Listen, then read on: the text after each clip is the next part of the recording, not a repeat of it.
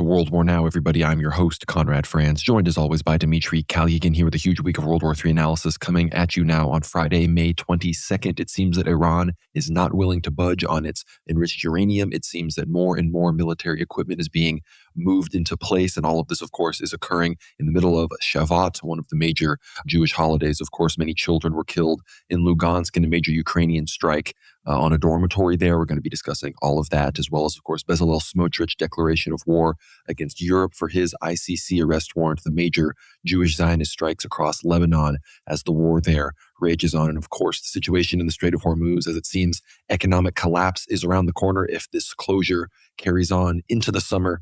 And of course, the Iranian plans to potentially strike bases, not just in the Middle East, but even in Europe affiliated with NATO if the United States attacks them once again. So we're going to be giving you our predictions when we think the fighting is going to break out again, because we think it is a matter of if and not, or when and not if. So that's exactly what we're going to be covering this week. Huge week of World War III analysis, big things happening in America as well. Tulsi Gabbard stepping down, moves against Cuba. Lindsey Graham and Marco Rubio are saying it seems that it's pretty much over for Cuba. So we're going to be discussing all of that and so much more. Dmitry, how are you doing?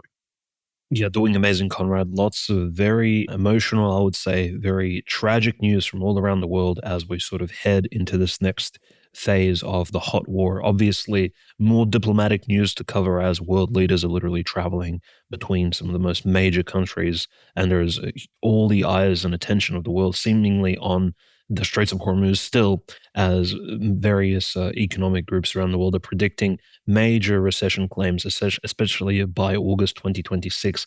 In light of all of this, of course, the Russo-Ukrainian war is only heating up with some absolutely insane rhetoric being thrown around by both sides as the war really gets heated, especially after 4 years. So really intense news this week, Conrad, if I dare say so. Unlike the usual show, we obviously get to cover some of the more, intensive news that comes on, especially in relation to the conflict in Eastern Europe. So we're here for it all. No, the Russia-Ukraine war, the situation in Donbass sort of fell by the wayside as we've all been watching the Jewish war against Iran, and they're, perpetrated by their goal in the United States. But we were looking at the numbers. I mean, all throughout April and May, major attacks on civilians, drone attacks every day across the Donbass, increasing more so than any other time in the war. So it's been going unnoticed. But as the Jews have us distracted, or really have, the Persians and the American Goyim fighting, another Jewish regime in Ukraine continues to exact its revenge on the Third Rome, that is Russia. So all of this, it's no coincidence this is going down on at Shavat, which is May 21st through May 23rd this year. So we're going to be breaking all of that down. But before we do, I want to encourage everybody to become a paid subscriber on the Substack. If you're not already a free subscriber on the Substack, of course, do that. But if you want to support the show, get behind the paywall at worldwarnow.co. You can catch our latest Ether Hour episodes. The full episodes are available for paid subscribers. So check out our Rasputin series, part 2 of our 3-part series on the true history of Gregory Rasputin. Of course, much slandered figure. We believe he is a venerable figure in the church. So we discuss the details, debunk a lot of the slanders against him. And part 2 is all about his life with the Romanovs, his healings of the Tsarevich Alexei, and of course the beginnings of the slanders against him. And again, we debunk a whole lot of those. So check that out. It's going to be linked down below. If you get behind the paywall, you don't just get access to the Rasputin episodes, part 1 and 2. You also get access to our interviews with Dr. Matthew Raphael Johnson, Father Peter Hears, our podcast series in 2 parts about St. John Vatatzis with Gregory Hears, our recent interview with former member of the European Parliament, Nick Griffin, our interviews with former Lebanese Defense Minister Yaqub Saraf, interviews with Mike Painovich, really so many incredible guests and interviews, and even just shows with me and Dmitry about all sorts of esoteric topics. So please check that out at worldwarnow.co. That is the best way to support the show. If you're already a paid subscriber, please visit the Buy Me a Coffee at buymeacoffee.com/worldwarnow and make a donation. If you want to just do a one-time donation and not get behind the paywall, feel free to do that as well. But again, all the supporters, you are in our prayers. Thank you so much for the support. You're the reason why we can do this show every week. So thank you so much. Also, a huge shout out to our sponsor, Antelope Hill Publishing. Be sure to visit their website, antelopehillpublishing.com, especially if you want to get the new 3rd edition of Kevin McDonald's esteemed Culture of Critique. That's Dr. Kevin McDonald, very esteemed academic PhD who has been, covering the Jewish question from an anthropological perspective for a very long time now. So check that out. Use our discount code WWN for 10% off any of your purchases at Antelope Hill. And again, Culture of Critique in its 3rd edition, published exclusively through Antelope Hill. All of that, of course, is linked down below. So thanks you to them for supporting the show, our first, I guess, official sponsor. So show them some love, let them see a big boost in sales from the World War Now Patriot audience. But with all of that behind us, it's probably good to discuss the state of affairs with Iran. Of course, Trump is, despite the fact that he's saying we're ready to shoot them at any time, and we're going to get their uranium and we don't need it, we're going to destroy it, all these kind of goofy comments. He has still effectively attempted to give himself an outlet to back down. The Wall Street Journal today, citing U.S. officials, reported that President Trump told aides during a national security team meeting that he wanted to allow more time for diplomacy with Iran. So this was on Friday. If you're listening to this on Sunday or Monday, that's when that occurred. So I don't know if that was to stabilize the markets going into the weekend, because of course gas prices and oil prices went way down as these announcements were made. But our latest comments from Iran, and this is from Iranian's foreign ministry spokesman Ismail Bagaya. He says that we cannot say that we have reached a point where an agreement is close. No, that's not the case. Differences between Iran and the U.S. are very deep and numerous and not easily resolved. We cannot say with certainty that after a few visits or talks over weeks or months, we will definitely reach a conclusion. Regarding the nuclear program, we are a member of the Non-Proliferation Treaty and have a right to nuclear enrichment, and our position on the enriched uranium stockpile has been made clear.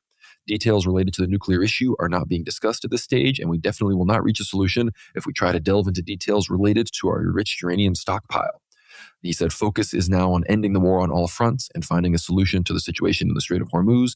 The nuclear issue, as far as we are concerned, is not currently a topic for discussion and may be discussed sometime in the future. So they're holding firm. The rumors are that Supreme Leader Mojtaba Khamenei himself has restricted and banned the exportation of any of Iran's enriched uranium, said that we will keep enriching, we will keep the uranium that we already have. And the threat they leveled on the table is that if America doesn't pull back and if there are more threats against them of kinetic action, that they will begin increasing enrichment up to 90%. So they are pushing this. They have, I think it's succeeded in some capacities in moving the frame of negotiations away from nuclear and then potentially involving their proxies and their missiles to now exclusively involving the Strait of Hormuz and potentially even involving war reparations and these other situations, even involving the Gulf states. We also had an Iranian military source tell Tasnim news agency, which is of course state affiliated, the Iranian armed forces have prepared new scenarios for the U.S. and its allies in the event of any enemy foolishness or pretext.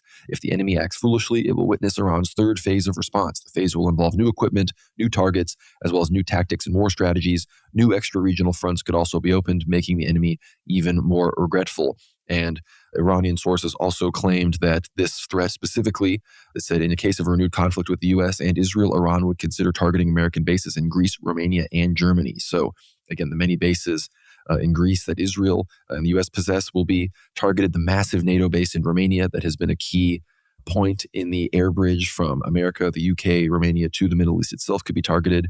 And even those bases in Germany where Trump has pulled 5,000 troops out of, moved them instead into Poland, of course, out of anger, supposedly, that Germany has not joined the battle in the Strait of Hormuz or the effort there to reopen it, as apparently France and the UK have. We'll discuss that in a second. But again, with all of that, people say, oh, what could Iran do? They have more threats. But even according to U.S. sources, this is from Dave DeCamp, it says Iran is reconstituting its military capabilities that were degraded by the U.S.-Israeli bombing campaign much faster than expected and is already producing new drones, CNN reported on Thursday, citing sources familiar with U.S. intelligence. One U.S. official told the outlet that some U.S. intelligence estimates indicate Iran could fully rebuild its drone capabilities within 6 months. The Iranians have exceeded all timelines the IC had for reconstitution, the official said. The other work Iran has done includes replacing missile sites, launchers, and production capacity for other weapon systems.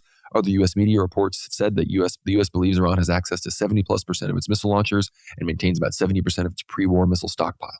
The U.S. official told the Washington Post earlier this month that evidence indicates Iran has also been able to repair some damaged missiles and assemble some new missiles that were nearly complete when the U.S. and Israel launched the war. So again, that is all on the table. They understand that the strikes against the military infrastructure and the political leadership has had no other effect than to harden the regime's resolve. As we are recording this show in Tehran, people are in the streets, people are protesting. It's early in the morning there, but the daily protests in support of the regime really haven't slowed down or stopped. But despite Trump's comments trying to, again, calm the market down going into the weekend and get oil prices lower, the real situation right now, according to the Pentagon and according to CBS here, it says the Trump administration was preparing Friday for a fresh round of military strikes against Iran, according to sources with direct knowledge of the planning, even as diplomacy continued. No final decision on strikes had been reached as of Friday afternoon. Circumstances pertaining to government are keeping President Trump from attending his son Donald Trump Jr.'s wedding this weekend, he said in a social media post.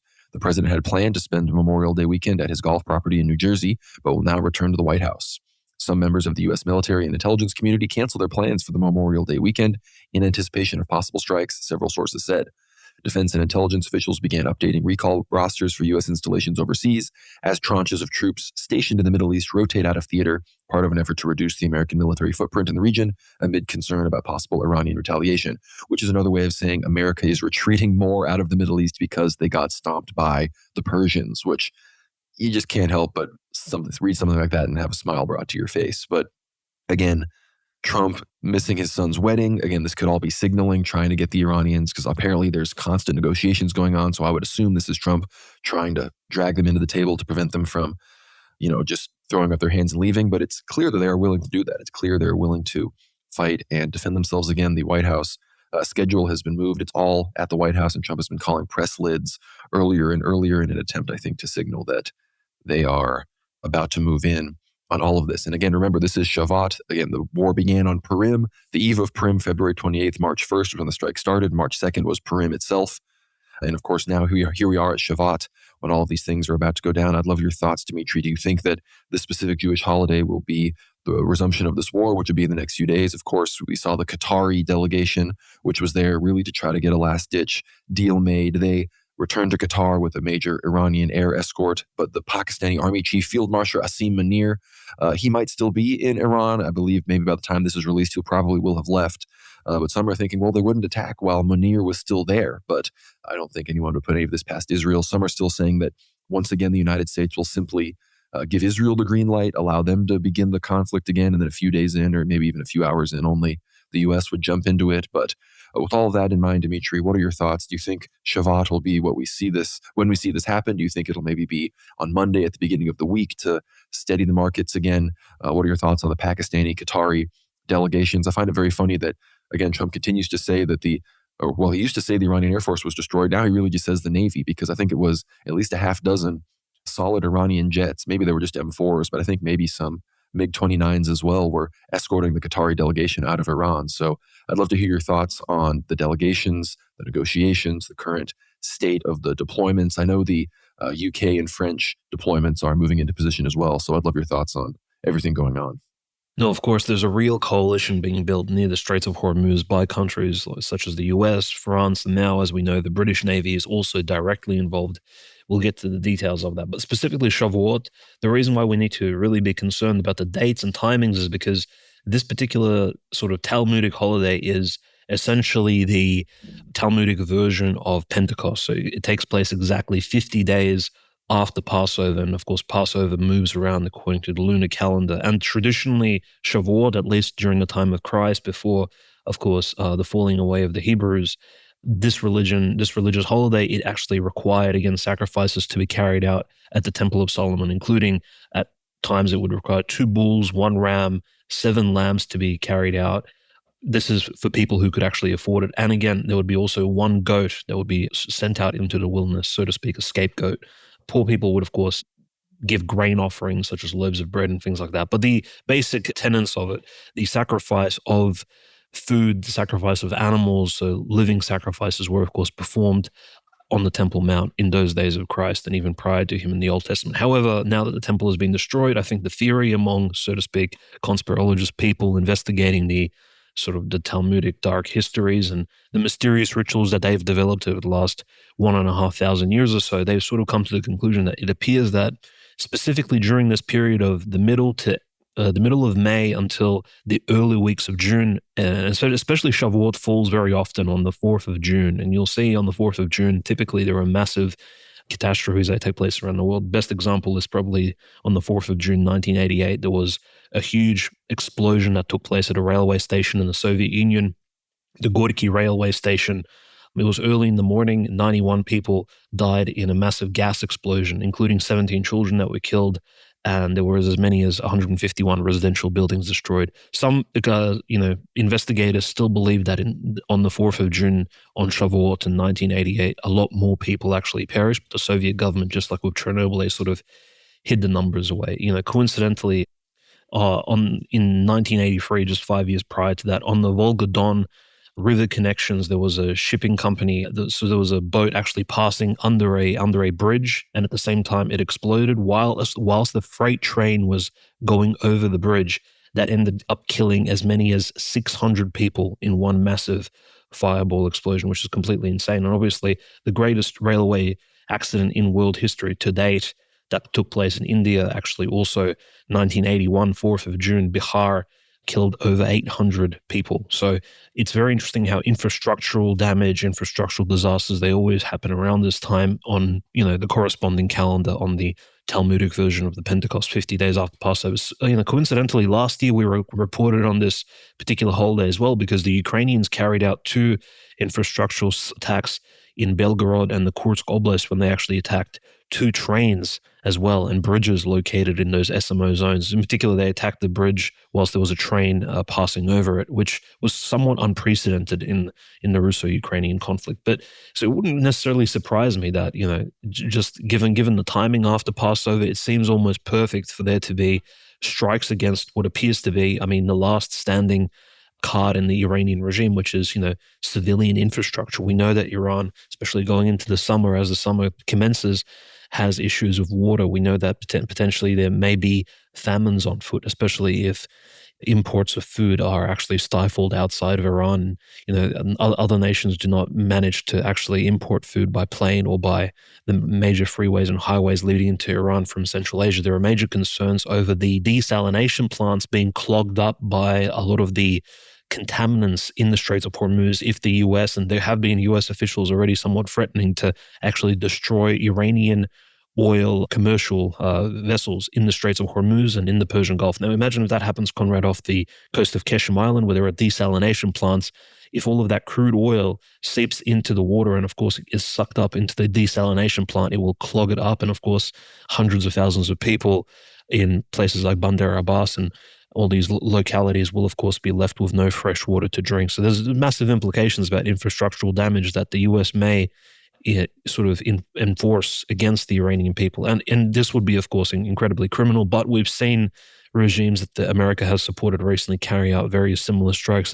Lest we sort of not mention the fact that the Ukrainians at the moment, like as we speak, in these last few weeks have carried out strikes against civilian targets all across the Russian Federation, and also the Zionists themselves have carried out strikes specifically against infrastructural targets in Lebanon as well as Palestine. So it wouldn't necessarily be against a certain trend if the US would do the same with Iran in order to bring the regime to heel. Because at the moment, Conrad, it is more or less assumed that Mojtaba Khamenei, the leader of Iran, will not be budging at all, will not be moving on the question of what would happen to those 450 or so kilograms of enriched uranium, whether or not they're intact, damaged, or just turned into nuclear dust, as Trump claims.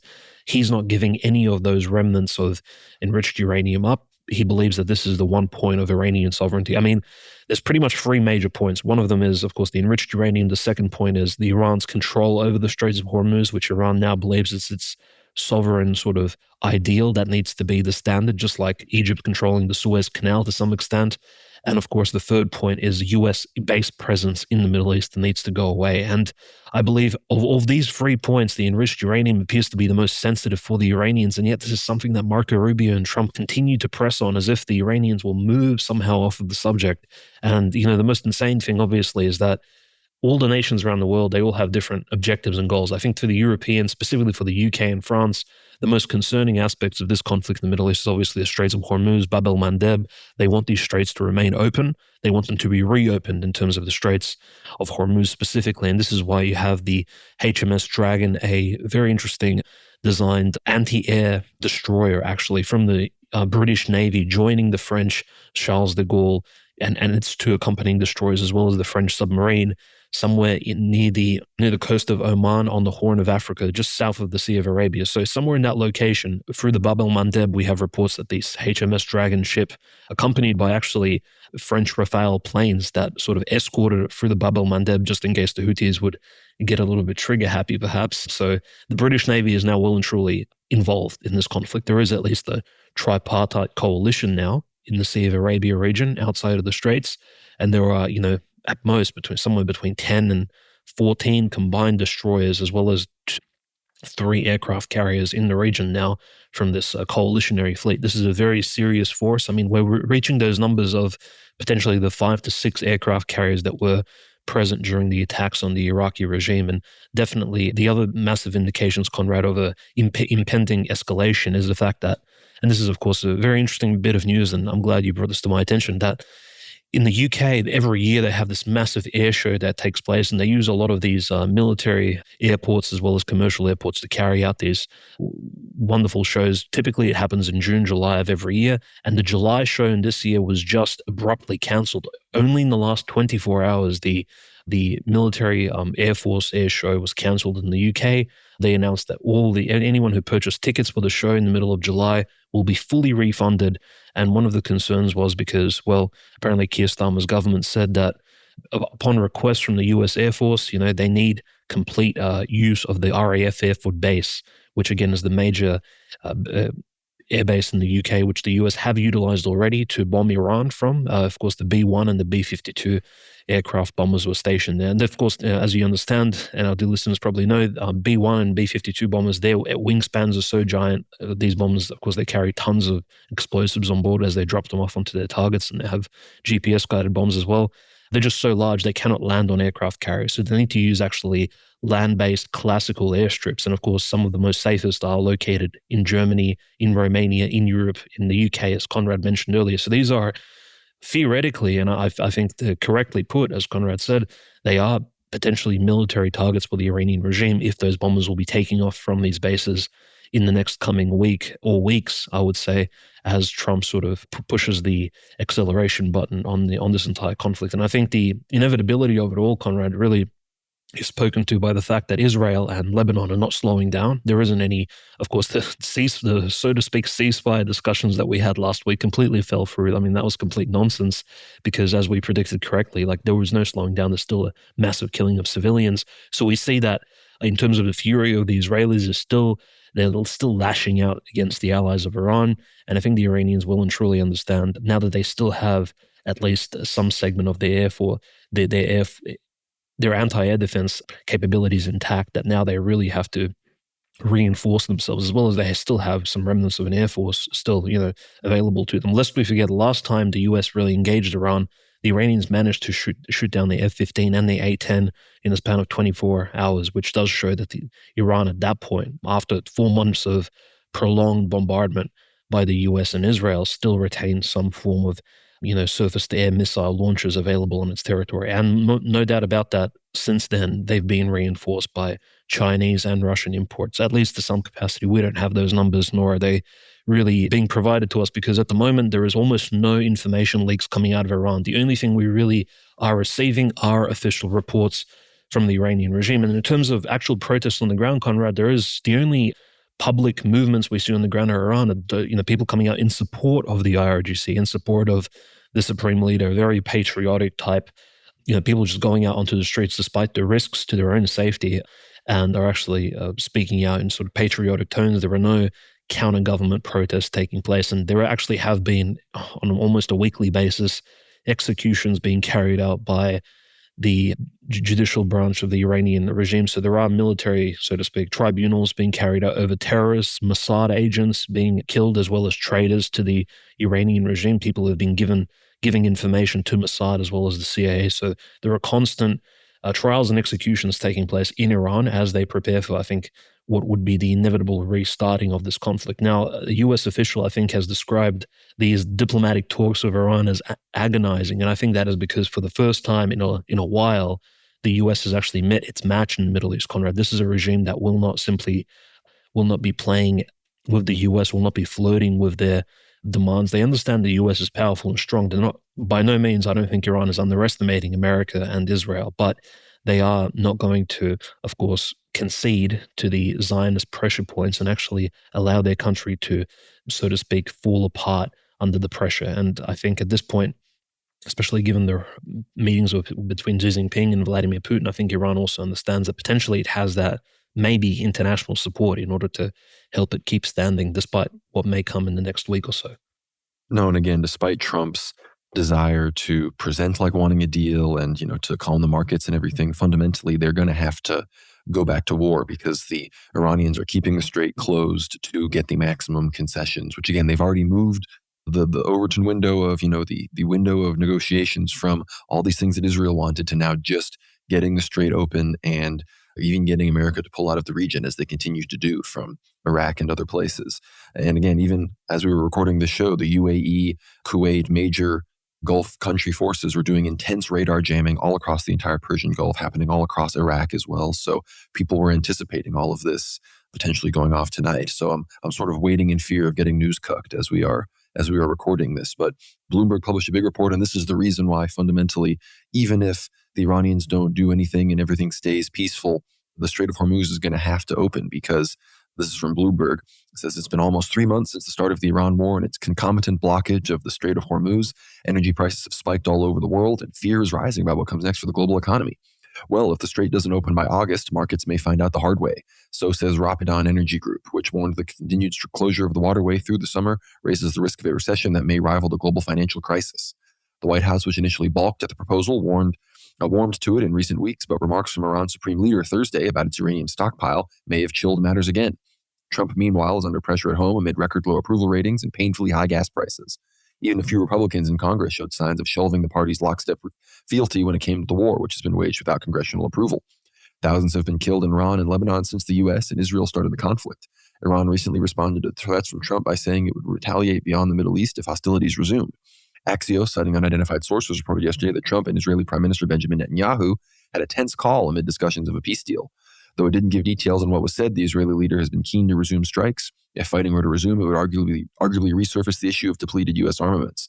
The Washington Post reported Thursday, citing unidentified U.S. officials, that much of America's advanced weaponry expended during the war so far was used in defense of Israel, which reportedly conserved its own advanced weapons. And again, the ideas that a lot of people are floating are that Trump is going to go in for another week, maybe another repeat of what happened after Purim, another 4 days to just go in. That turned into, of course, 2+ months. But that he's going to go in, hit him really hard, and then regardless of what really happens, just declare victory and go home and basically hope that the Iranians will allow the strait to return to normal. But the reason that isn't going to work either is because we're already getting intense reports of the Persian Gulf Strait Authority that the Iranians have now established. I mean, they have a Twitter account. They're already, communicating with other parties and exacting tolls. And this is from the Cradle.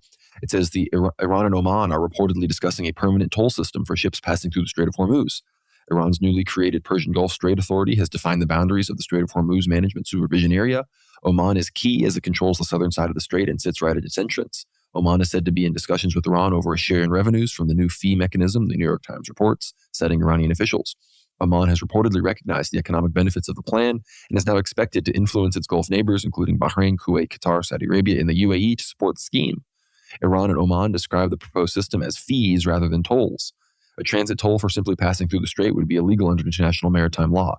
Charges for specific services, such as port handling or waste disposal, are legal. And for anyone that's going to say, oh, that's nonsense, they're not going to get away with that, then you better take it up with the Turkish government, because that's the exclusive way that Turkey gets away with charging fees for the thousands and thousands of ships every day and week that pass through the Bosphorus and Dardanelles Straits. So all those Russian ships, all those Ukrainian ships, all those other energy carrying vessels that pass through the straits one way or another in Turkey, they give Turkey a whole lot of money, not because they're charging a toll, because again, that's illegal under maritime law. Turkey was given the straits, they're not really allowed to unilaterally close them, which is why they would need the permission of NATO and the other things to get away with doing that against Russia when these prophecies are fulfilled. But Turkey makes a whole lot of money from tugboat tolls, garbage and waste tolls, and other economic and environmental management tolls that they charge people going through the strait. And it goes on and says Iran and Oman must mobilize all their resources, both to provide security services and to manage navigation in the most appropriate manner, the Iranian ambassador to France, Mohammed Ahmadinejad, told Bloomberg on May 20th. Donald Trump is opposed to the scheme, but it seems Gulf powers are not listening. The Iran-Oman discussions add another layer to the emerging Gulf order, one increasingly shaped without Western influence. The U.S.-Israeli war on Iran has fundamentally altered relations among the Persian Gulf Cooperation Council. Iran's Tasnim news agency reports Qatar and Oman oppose the U.S.-Israeli war. Saudi Arabia is calling for diplomacy. The UAE backs the conflict to its own detriment. And that's true. And of course, the UAE apparently is now, even in the past few days, has decided they want to call the U.S. to hold back. But I don't believe really any of the reports about UAE or Saudi Arabia. It's all posturing and kayfabe because they understand the media environment and whatnot. But I do believe that Qatar is against it and that they would even support the toll system. The UAE and Israel, of course, faced the the most strikes in the midst of all of this. But again, more and more signs that the war is going to keep continuing is because if it doesn't get opened up by August, they're going to have to keep going in and smashing things up and blowing things up to try to get it to open up, or else there's going to be a major economic downturn. And look, Trump's already at record low approval. If there's an unpopular war going on in August, that's going to be really bad. But then economic downturn rivaling 2008, we're in for a record loss for Republicans at the midterms. It would be insane levels of Democratic victory. And so the Republicans are trying to prevent the War Powers Acts from being passed and everything. The Republicans once again voted to block Iran war powers. The Senate passed to advance them 50 to 47 in a procedural vote, but the legislation still needs a final Senate vote. But it's clear that even if that gets sent over to the House, it's not going to make it through. So they're clearly trying to prevent anyone from holding Trump back. But that's only going to be a bigger impetus for voters to vote in Democrats, because they're going to be like, all right, we want people that are going to stop Trump from prosecuting this illegal war. So we'll see if more Republicans start getting cold feet, if they have primary challengers, not primary election Democrats coming in. If they're in swing districts, they might vote against the war and, vote for the war powers to hold the executive branch accountable for the illegal war just to save their own seats. So we're going to see how all of that goes. But there's other parties that believe this is going to go on, including the French government. They believe that the crisis in the Middle East will last longer than other nations seem to believe. It says here the French state aid to gas for fishing and farming industries has been prolonged by 3 months. France has unlocked 710 million euros of additional public aid to lower the effects of the gas prices. And that's what they say by August. We're really going to see not just the fuel prices, but the fertilizer and food prices and other things of just the increased prices of goods due to higher transportation costs are really going to come into play. But in that same post I mentioned earlier, the U.S., this was from the Washington Post, it says, U.S. bears brunt of Israel's missile defense, Pentagon assessment shows. The U.S. military has depleted much of its inventory of advanced missile defense interceptors after expending far more high-end munitions defending Israel amid hostilities with Iran than Israeli forces used themselves, according to Defense Department assessments described to the Washington Post. The imbalance, according to 3 U.S. officials who spoke on conditions of anonymity to discuss sensitive security matters, underscores the extent to which Washington has shouldered the burden of countering Iranian ballistic missile strikes during Operation Epic Fury, and raises questions about U.S. military readiness and security commitments around the world. The U.S. launched more than 200 THAAD interceptors in defense of Israel.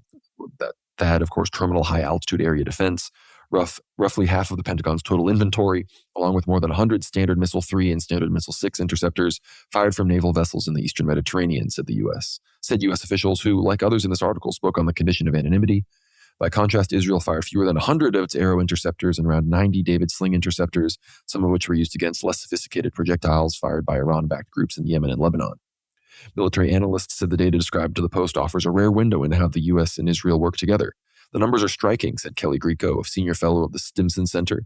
The United States absorbed most of the missile defense mission, while Israel conserved its own magazines. Even if the operational logic was sound, the U.S. is left with roughly 200 THAAD interceptors and a production line that can't keep pace with demand. So no one's surprised that the U.S. is doing all the work and Israel is just sitting back and watching the U.S. deplete its supply, despite having global military interest, whereas Israel is, keeping all of theirs for, the future when they, as they say, free themselves from U.S. aid. It can just act unilaterally.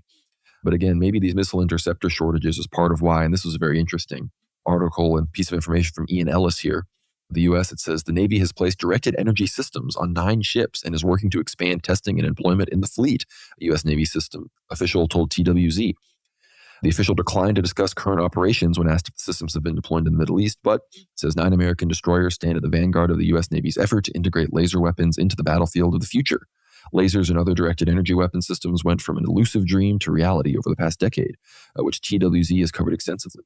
We've now compiled the most complete public accounting of the warships equipped with operational systems today, while they're deployed and what they can do. It says 2 Odin-enabled destroyers are on combat deployments in the U.S. Central Command Area of Responsibility. The USS Spruance is part of the DDG-111 is part of the 5-ship Abraham Lincoln Carrier Strike Group, and the independently deployed USS John Finn, another DDG-113, are operating in the Indian Ocean, supporting ongoing operations against Iran. So that's 2 American ships equipped with directed energy weapons currently deployed against Iran. Then there's also the USS Gridley, the only other Odin-equipped DDG underway in Southcom area of operation, escorting the aircraft carrier the USS Nimitz to her new home port at Norfolk, which in theory also puts it within range of doing things in Cuba. The 4 other destroyers are at their respective home ports in San Diego and Yokosuka. The U.S. military is moving aggressively to reduce reliance on expensive single-use munitions, and laser weapons are oft touted as part of a long-term solution. The recently released FY 2027 budget reflects the urgency, with billions appropriated for scale-directed and energy research and development programs. Directed energy capabilities offer an inexpensive cost-per-shot alternative to conventional systems, increased magazine depth, and enhanced defense in-depth, budget document states. The volume of high-end munitions expended during Operation Epic Fury, previous engagements with Iran, and the fight in and around the Red Sea against the Houthis, not to mention the near half-decade-long war in Ukraine, has sparked debate around the status and depth of U.S. stockpiles, driving renewed interest and investment in low-cost reusable alternatives.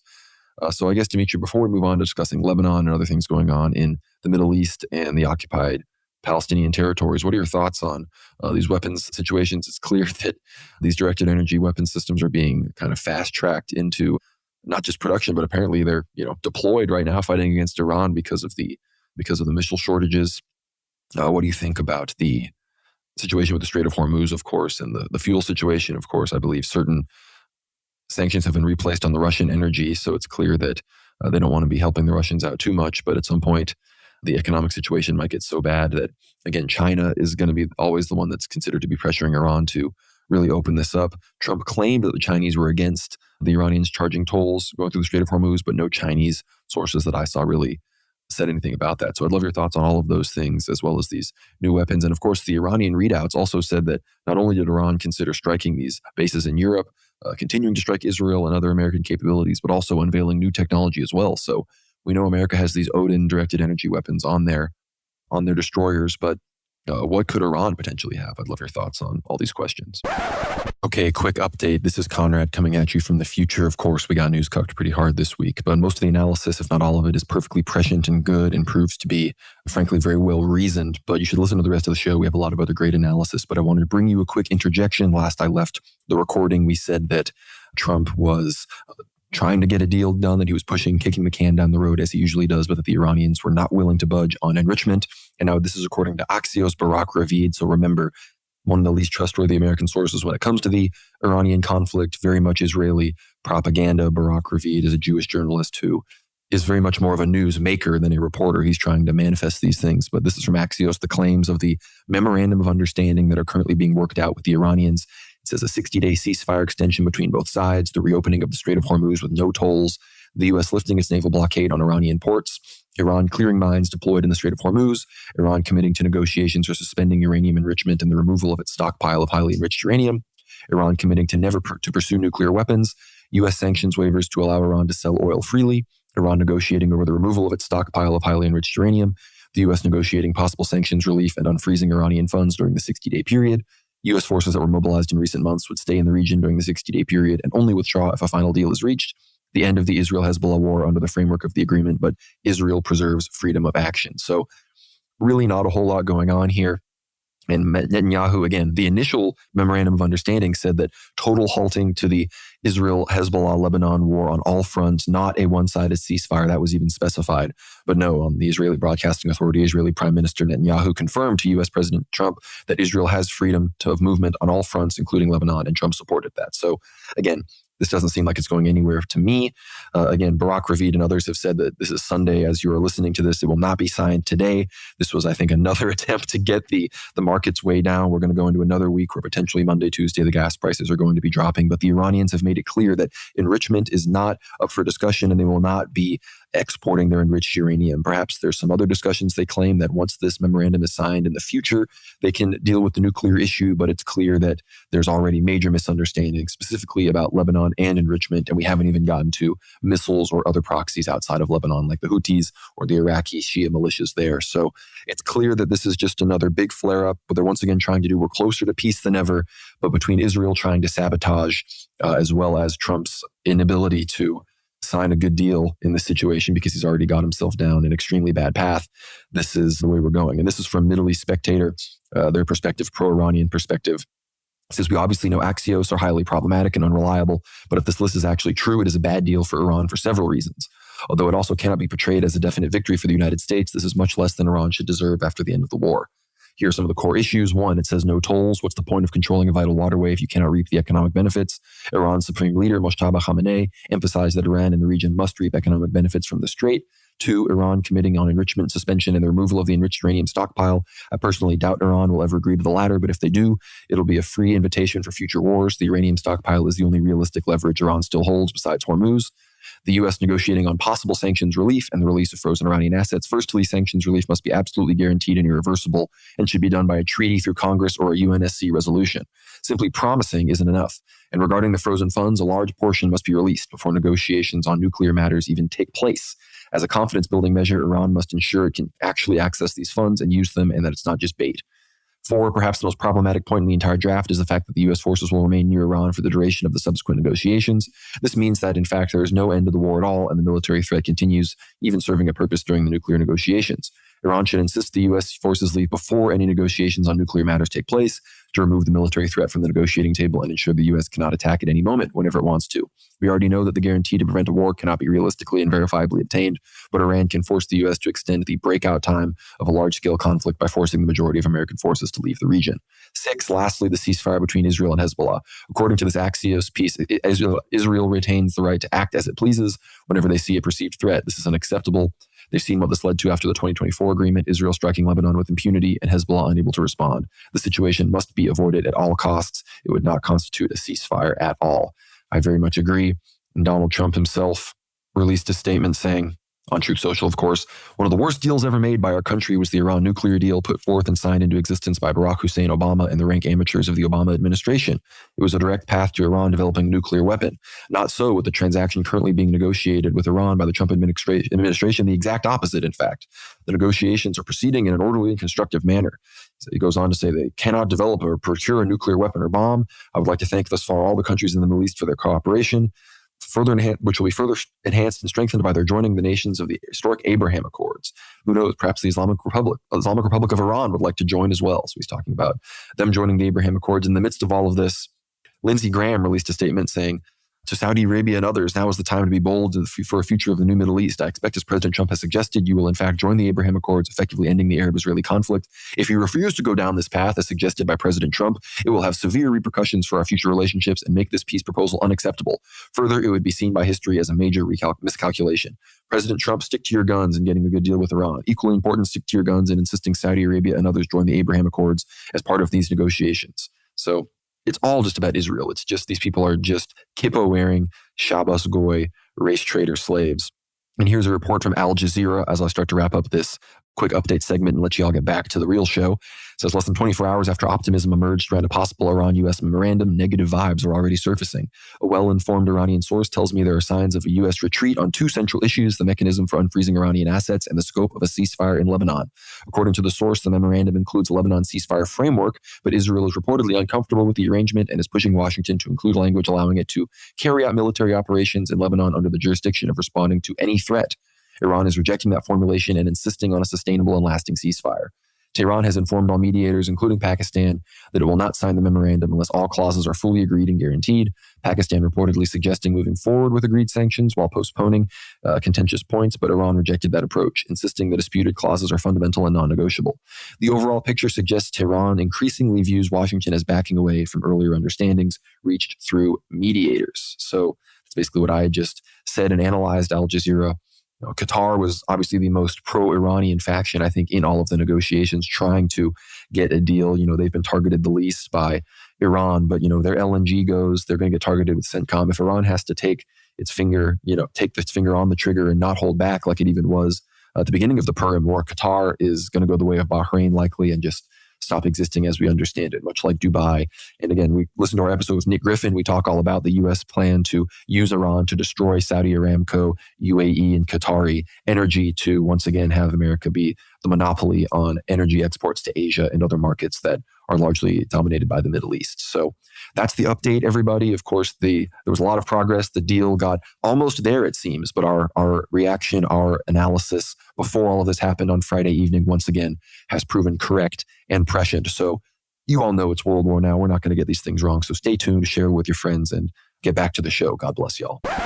Yeah, I think obviously the new Odin laser weapons, again, are probably going to be utilized against massive swarms of drones that no doubt the Iranian regime has prepared for the American Navy. And of course, most likely, some of those explosions reported in the Sea of Arabia, the alleged damage to the Abraham Lincoln most likely was carried out by some sort of long-range drones that the Iranians have launched. So in terms of Iran's drone capacity, I think that is at the highest level at the moment in terms of their it's probably not equivalent to that of Russia and Ukraine, who have actually been improving their drone capabilities over the course of the 4-year war. However, it's most likely, second to that. And I think just to consider as to how to, in rapid succession, shoot down multiple drones at once in a cost-effective manner, I think, you do need to come up with new sorts of weapons instead of using actual THAAD or Patriot missile batteries, which are incredibly expensive. So in some way, perhaps the US is actually testing these weapons for the first time in a military theater. It probably isn't necessarily the worst idea ever. We have seen, obviously, laser weapons rolled out last year during the massive parade in Beijing, where the Chinese Navy was essentially going to be utilizing these laser weapons as well in the near future, and that was sort of announced as a massive development for the Chinese military. It's interesting that during the Russo-Ukrainian war, we haven't seen any sort of utilization of any laser weaponry at all. So any of this futuristic sci-fi weapons simply haven't been used on the front lines. And if they have been used, it's been so covert, obviously even more covert than even the presence of like North Koreans in the Kursk Oblast. So it's been almost unheard of, unspoken about by either warring side in the army. So if what we see in Eastern Europe is a very conventional theater of war, I think the US is pretty much using this future clash against Iran once again when it reignites in order to test these weapons for, in anticipation of potentially even a more daring conflict, shall we say, against Turkey or perhaps even against the Russian Federation if there is a NATO versus Russia conflict as World War III sort of progresses through its natural stages of escalation. So just looking forward into the future, again, there's been a lot of THAAD missile interceptors building up in Israel. There's, of course, I think the primary issue for the US has been securing Israel's defense for the coming bombardment, because a lot of the time we talk about how Iran and the US will clash over the Straits of Hormuz, but there should be an appreciation for the fact that the Iron Dome will be tested once again, and I think to some extreme level. Naturally, I think nobody will critique Iran if it aims for centers of decision making in Israel. During the last few years, whenever Iran has actually struck Israel, they've hit major sort of military centers in the Negev desert. They've hit covert sites of the Israelis. We don't even know the true casualty rate that the Israelis have suffered throughout the long-term Iranian bombardments as they've pierced those Israeli air defense measures over the last few months. So I think in anticipation of that, the US has been almost overinvested in actually preparing Israel to take the brunt of the attacks, as well as, of course, I think the US Navy is trying to sort of just reinforce itself. And that's why they're bringing, of course, the HMS Dragon, which is specifically designed to shoot down drones and missiles and airplanes actually flying into its range, which is really curious. I think they're almost anticipating that the main type of attack that the Iranians will be using against the US Navy will probably be in the form of drones, because they're obviously super cost effective. You can always swarm the enemy, and I think generally speaking, they can keep the US Navy occupied, whilst Iran is, of course, focusing on maybe retaliating against some of these airborne deployments, which no doubt I think will be conducted now. I think the expeditionary forces and the airborne commandos have been somewhere in the GCC states, most likely training and preparing for the last 4 to 5 weeks. And if we think about, for example, during World War II, Conrad, before the airborne operations, for example, Market Garden, right, that famous airborne operation by the British and the Americans, before that took place, they only had maybe a week of training, which was abnormal. During World War II times, you would take 3 to 4 weeks for your airborne commandos to actually prepare for a mission of this sort. And naturally, if you look at the timeline, I think those airborne commandos now stationed somewhere in the GCC have had ample. They have 4 to 5 weeks at this point. They're well and truly more than ready, I think, to be sent somewhere to Keshem Island or Hormuz Island or Bandar Abbas, or to take over some of these strategic positions of Iran. Of course, I'm not saying that would be a good idea, but if the US was planning for something like that, it would naturally fall on our exact unfortunate timeline here, where Trump seems to be escalating his rhetoric, and obviously there's really bad reports about the market taking some big hits as well. So I think in anticipation of all of this, of course, Trump's visit to China also foreshadows potentially, we don't necessarily know what Trump told Xi Jinping behind closed doors, but most likely it was something like, inevitably, whatever happens in the Middle East, that's just the personal issue we have in relation to our ally Israel and Iran. It shouldn't concern our relationship with China in the long term. I think it was more of a way to subtly cure Chinese anxieties about potentially their bilateral relations going downhill. And I think in some way, all those businessmen accompanying Trump have also sort of shown the ability of the US to carry out this economic relationship, even if the Middle East will be thrown into an absolute wrecking ball of the Third World War conflict. And that's quite unfortunate, because it does show you can actually wheel and deal with the globalists whilst they actually destroy your allied nations in the Middle East, and the globalists will try to get away with it. And of course, the Talmudic tribe will continue to engage in absolute insane aggression in the Middle East. So I think what we're looking at, Conrad, is no doubt a preliminary sort of preemptive strike of either the US or Israel, or maybe both at the same time. Again, they're probably waiting for the green light in terms of some sort of Iranian naval movements that can be used as a pretext. But potentially they can claim that Iran was trying to mine up the Straits of Hormuz, or some other claim like that would absolutely throw world trade into another sort of catastrophic whirlwind, and of course throw it into this wheel of insecurity that they can, of course, spin and then, of course, agitate the situation and prompt a coalitionary strike in order to reopen the straits once and for all, and to secure all those territories surrounding that southern coast of Iran, which is a massive territory. It's almost the length of that territory, the south coast of Iran. If you think about it, it's literally potentially even as long as the entire front line of the Russo-Ukrainian war, which, as we know now, is very scarcely populated. It's very difficult to control such a large swath of territories without complete air superiority. And that's one thing the US has failed to establish at this point. So I think, Conrad, we can definitely, if the war progresses into its natural flow of things, we can expect more news, more A-10 Warthogs shot down, more F-15s, more escort planes getting shot. And I think the only thing I can say for sure is, if the US continues to fly B-2, B-1, B-52 bombers over Iran at night, Iran really needs to not hold back in terms of its response. They actually do need to, at least from their own perspective, they need to shoot down any plane that enters into their sovereign territory, because at this point, the world community is well and truly divided, as you saw from the BRICS summit in the last 2 weeks. The world community will not necessarily be there to support Iran. Iran needs to secure its own sovereign zone against two aggressive nations, and it just needs to do so for its own long-term survival. There will be nobody coming around and holding some sort of peace forum at the end of the day, only over the ruins of Iran. There will be maybe at like a Treaty of Versailles, there'll be some sort of big discussion about how humane was the US-Israeli response to the Iranians closing the straits. Unless the Iranian regime wants to be mentioned in the past tense in history books, they really need to put their foot down in terms of securing the perimeter of their own country and to prevent any sort of aerial incursions, as we saw in the month of April and March of this year, which was, I think a lot of Russian analysts would agree, Conrad, they were somewhat humiliating and embarrassing for the Iranians, that the Iranians lost control over maybe a quarter of their territory in the southwestern zones, like where the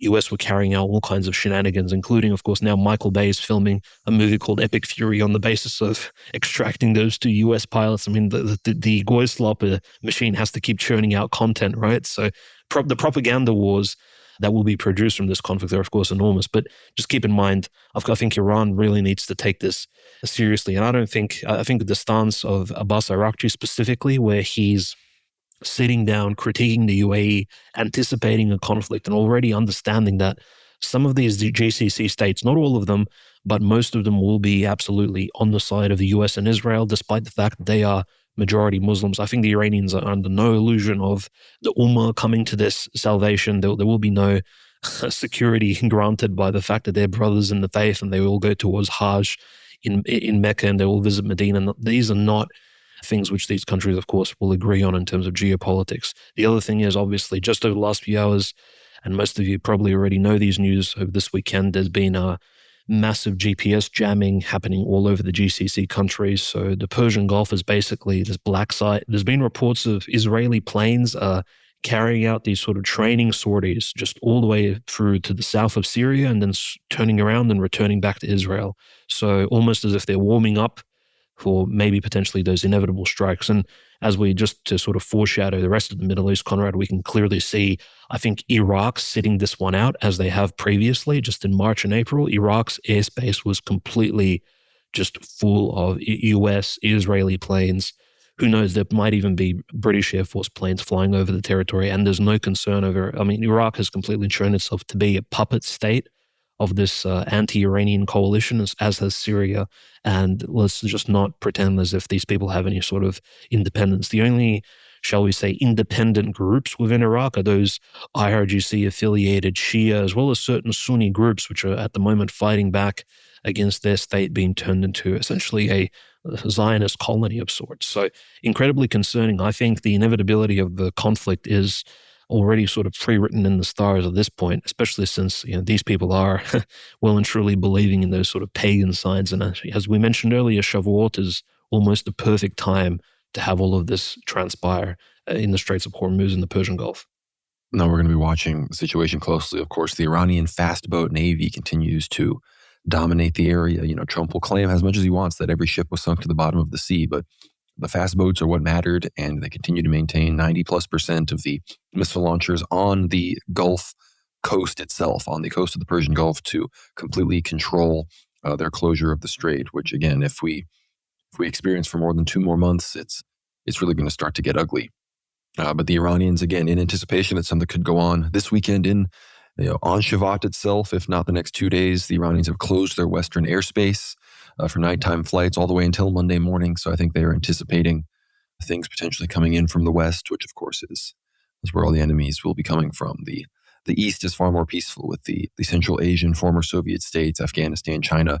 Iran has been expediting and rapidly increasing the amount of energy they're shipping to China through their overland rail routes through Afghanistan, as well as through Turkmenistan, Uzbekistan, over into China all the way to Xinjiang. So that's going on. And I'm sure they're trying their best to keep the pressure off of China so that China won't pressure them more to reopen the straits and end the conflict. But China, again, has the largest strategic petroleum reserves in the world. So they are more equipped than others, especially the American allies in East Asia, to experience this, specifically Philippines, Japan, Korea. They are going to be the ones to really experience the negative externalities of all of this first. But moving on to what's going on in Lebanon, the other major front of this war, Israel has killed several civilians in Lebanon. More than 400 people have been killed since the mid-April ceasefire came into effect. The recent strikes killed at least 11 people in southern Lebanon, including several healthcare workers. This attack occurred on Friday night in the Tyre district. They are the latest in a long line, questioning the durability of the shaky United States-mediated ceasefire between Israel and Lebanon. This is all from Al Jazeera. So 6 people were confirmed dead in the municipality of Deir Kanon and Nar in an Israeli attack, including 2 paramedics and a child. In a separate attack about 12 kilometers away in the town of Hanuya, 4 paramedics were killed. An attack in the southern city of Nabatie killed another man. Israel also carried out several other air raids in southern Lebanon on Friday, according to the state-run national news agency. The targets included 4 villages in the Tyre district. So, again, major Israeli strikes across South Lebanon trying to deplete and dismantle Hezbollah, but also just to terrorize the people there. They're clearly double-tapping these areas, waiting for the medics to arrive and then hitting them again, just like they did in Gaza at the hospitals there, just like they've done all over the place. So, of course, just like America did at the all-girls schools that they struck there. So, very unfortunate situations as the Zog Zionist genocide committers continue to operate. But there have been a lot of apparently attempts to shoot down large drones with man-pads by Hezbollah operatives. There have been 3 to 5 attempts in the past 2 weeks. Apparently none of them succeeded, but we are seeing more and more Hezbollah drone strikes, as well as smaller rocket batteries, truck-back rocket batteries that, they angle up, they shoot all the rockets out. More and more of those have been utilized as well. So Hezbollah does still have breathing room in certain parts of southern Lebanon where they've been able to defend themselves. But fundamentally, there's not a whole lot a non-state actor can do.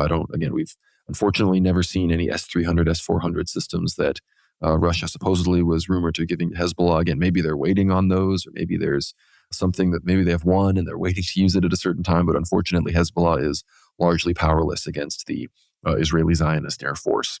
But of course, any other updates from Lebanon, Dimitri, I'd love to hear them from you. But we also saw Bezalel Smotrich. He declared that his ICC arrest request is a declaration of war. This is from Middle East Eye. It says Israel's finance minister Bezalel Smotrich on Tuesday said the arrest warrant application for him at the International Criminal Court amounts to a declaration of war and threatened immediate retaliation against Palestinians. This is a quote from Smotrich. Last night, I was informed that a request for a secret international arrest warrant had been filed against me by the criminal prosecutor of the Anti-Semitic Tribunal in The Hague, the far right minister said in a speech reacting to a report by Middle East Eye a day earlier. Middle East Eye on Monday reported that the office of the prosecutor of the ICC last month filed a secret arrest warrant application for Smotrich over alleged war crimes and the crimes against humanity committed against Palestinians in the occupied West Bank. Middle East Eye understands that an evidence review took place on Wednesday last week to examine the possibility of 2 more warrant applications, including one for National Security Minister Itamar Ben-Gvir, but they have yet to be filed. The charges against Smotrich include forced displacement as a crime against humanity and war crime, the transfer of Israel's own population as a war crime, and persecution and apartheid as crimes against humanity. The approval of the ICC by the ICC's pretrial chamber, the warrant for Smotrich would be the first ever issued by an international court for the crime of apartheid. The application for Smotrich had been ready for about a year, but was only submitted by the Office of the Prosecutors on April 2nd. If judges issue his arrest warrant, Smotrich will become the third Israeli official wanted by the court after arrest warrants were issued in November 2024 for Netanyahu and former Defense Minister Yoav Gallant. Issuing arrest warrants against the Prime Minister is a declaration of war. Issuing arrest warrants against the Minister of Defense and the Minister of Finance is a declaration of war, said Smotrich. And in the face of a declaration of war, we will fight back with a vengeance, he said, accusing the Palestinian Authority of starting a war by engaging with the ICC to provide evidence. Smotrich said he's very proud of his settlement expansion policies and that he would use his powers to sign an immediate order to expel residents of the Palestinian village of Khan al-Amar in the occupied West Bank. From today, any economic or otherwise anything I can harm within the framework of my powers will be attacked, not talk and gimmicks, actions. It is uncertain how long judges will take to rule on the Smotrich application, blah, blah, blah. And Smotrich went on to say that, this is a war against Europe. He talked about how there will be consequences. And even some people were saying he was implying, the Samson option and, nuclear strikes and other strikes on Europe, which again, we know that if the Samson option is employed, Europe will and parts of America will actually be the main focus of the strikes on top of course, Iran and other enemies. But Russia, Germany, France, these places would be heavily, heavily targeted by the Samson option, no doubt. And of course, he mentioned Itamar Ben-Gvir. This week, we also saw the Samud flotilla, which left, it was 58 boats, I believe, left from Turkey to go and supply humanitarian aid to Gaza. They were, of course, very quickly in international waters intercepted by Jewish Zionist forces. All of them were captured, brought to Israel. And of course, Itamar Ben-Gvir was quickly there to taunt them and to parade in and abuse some of the detainees. And in response to all of that, Italy, France, Canada, Belgium, and the Netherlands, the United Kingdom, Portugal, and Spain have all summoned their respective Israeli ambassadors, and demanded clarification. This comes after Israel's Minister of National Security, Itamar Ben-Gvir, posted footage showing Gaza flotilla activists being humiliated and mistreated by Israeli police. So, Dimitri, I'd love your thoughts on the strikes in Lebanon, any updates you have there, as well as, of course, the latest from our two favorite despicable characters, Smotrich and Ben-Gvir, the kosher clowns who Netanyahu, of course, the buck stops with him, but it's crazy how he has these tiny little parties that have like 4 and 7 seats respectively in the Knesset. He makes them the finance and national defense ministers respectively just to keep his coalition together. I don't know if, you wonder, he claims that, these people, they're holding his feet to the fire. Netanyahu isn't that extreme. Well, he put the 2 most extreme people in the 2 most powerful roles, controlling the West Bank and the national security of the country itself. So I'd love your thoughts on the Lebanon front as well as everything going on in Palestine with these 2 ghouls. No, of course, they're almost like Despicable Me characters, but of course, not with the same comedic intent. These people are actual torturers. They're sadists, in fact, the most likely psychopathic, sociopathic tendencies in both of them. Of course, Smotrich for his aspirations in the West Bank to commit genocide, and Ben-Gvir especially for the recent reports from at least some of the journalists covering the flotilla persons who actually engaged in a lot of this amnesty work and humanitarian work, that they've been experiencing everything from being sexually assaulted by the Israelis under the leadership of Ben-Gvir to being humiliated publicly, publicly in terms of most likely what's been committed against them in detention has been filmed, and most likely that film has been held for humiliation purposes by the Israeli authorities. So basically, let's just say whatever happens in Israeli prisons is perhaps the stuff of nightmares. I don't even want to sort of repeat on air what's been reported about the treatment of, for example, Palestinians. It's some of the most inhumane, Bolshevik-level abuse. And of course, the fact that they're carrying this out on to the detainees from several of these flotillas that are currently, the number of prisoners are being built up over time. Not all of them are, of course, released, and some of them are detained for long periods and, of course, experiencing all this humiliation whilst in detention in Israel. It's nightmarish stuff that you don't even hear from really Ukrainian or Russian prisoners. We know, like the Ukrainians, for example, do carry out psychological torture on Russian prisoners in sort of different forms. But this is what the Israelis actually do is, the stuff of nightmares. So it's definitely not somewhere anywhere you'd want to end up if you were pro-Palestinian. Especially, I think, Conrad, the bravery of the Turks participating in a flotilla of this sort, because they could always be labeled as pro-Hamas, pro-Muslim Brotherhood, given Turkey and Qatar's alignment with those groups. I mean, it is extremely dangerous. You could be just essentially on false pretenses detained for probably very long periods of time. And I doubt Erdogan's government has the chutzpah to sort of get you out of those situations, especially even if you're a Turkish citizen. So I guess we'll have to see, given his political alignment, the war of Iran being a massive distraction. But it's interesting, the war of Hezbollah against the IDF, for the sovereignty of Lebanon, I think we have to call it what it is. It's been very interesting because in Israel's north, actually, because the Iron Dome, the way it works is you have those Iron Dome launchers located in military sites. They're usually quite spread out, and they're really not, they're really not covered by any sort of massive defensive hangars or anything. A lot of them are, frankly, just standing there in the open on different hilltop sites across northern Israel. And what Hezbollah has been doing, and there's been footage released over the past 24 hours of 2 Iron Dome launchers being destroyed by Hezbollah drones, just flying out, finding them during the day, and actually just crashing into them, these suicide drones. And it's proven to be quite effective. And if you think about it, if there may be a breach that takes place, like an actual hole in the defenses of the Israelis that begins expanding in the northern sections of Israel, Israel will then strategically will just need to abandon those areas. From a military perspective, they wouldn't be able to hold them once Iran really begins barraging Israel properly. And I think those sort of combined strikes, they could maybe create an unprecedented defensive opening, an unprecedented opening in the defenses of Israel that maybe Hezbollah could exploit in the future. Like, I don't want to, of course, sort of throw out these aspirational, hopeful messages, but potentially we could see a complete liberation of the south of Lebanon. Maybe even you could have Hezbollah maybe forming a somewhat of a buffer zone on northern Israeli territories, and who knows what that could spell for Al Quneitra province and the Golan Heights in the future. But it all depends on exactly what Iran has in store for Israel if Israel dares to carry out any more of these aggressive strikes against the Iranian people. But at the moment, Hezbollah is really showing just incredible defensive capabilities, despite the fact that they're at least outnumbered 3-1, if not 4-1, by the Israeli military. And as you mentioned, Conrad, correctly, the entire ire of the Israeli Air Force, given that there's no fighting at the moment with Iran, is entirely focused on Hezbollah. So that means all the Hezbollah fighters, they must be using these deep underground caverns. They must be absolutely aware of the fact that they need to have a very defensive posturing. You cannot gather above ground in groups larger than 5 to 10 people ever at a time, because you instantly become a target of the Israeli Air Force. And even those S-300, S-400, hypothetical, if those surface-to-air missiles, those massive trucks are even available to Hezbollah, even if they were stationed in the city of Beirut, I have no doubt Israel would actually destroy a whole block of civilian apartments just to destroy one of those launchers, even if it was literally in the center of the city itself. Because, Israel at the moment is acting absolutely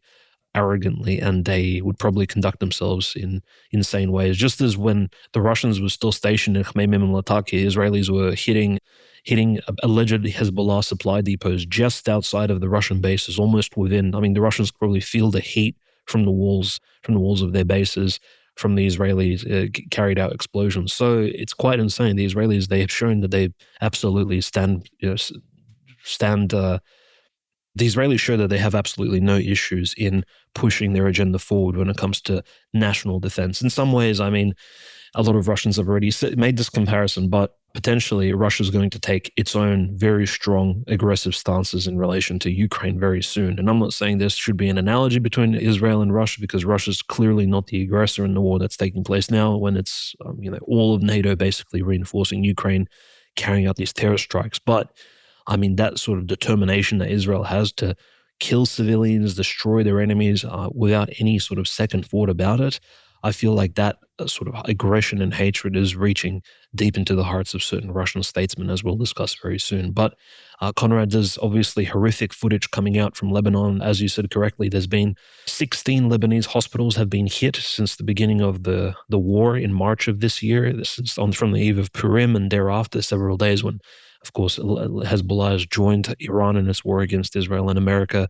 There's been many medical staff and paramedics actually killed in combat. There's been journalists slaughtered. And just recently, there's been pretty much, you can confirm HD footage of two paramedics being eradicated, absolutely just annihilated by an airstrike of Israel for no reason whatsoever. It's seemingly, and during the day as well, you can't even claim it. It's at nighttime. They weren't sure what they were striking.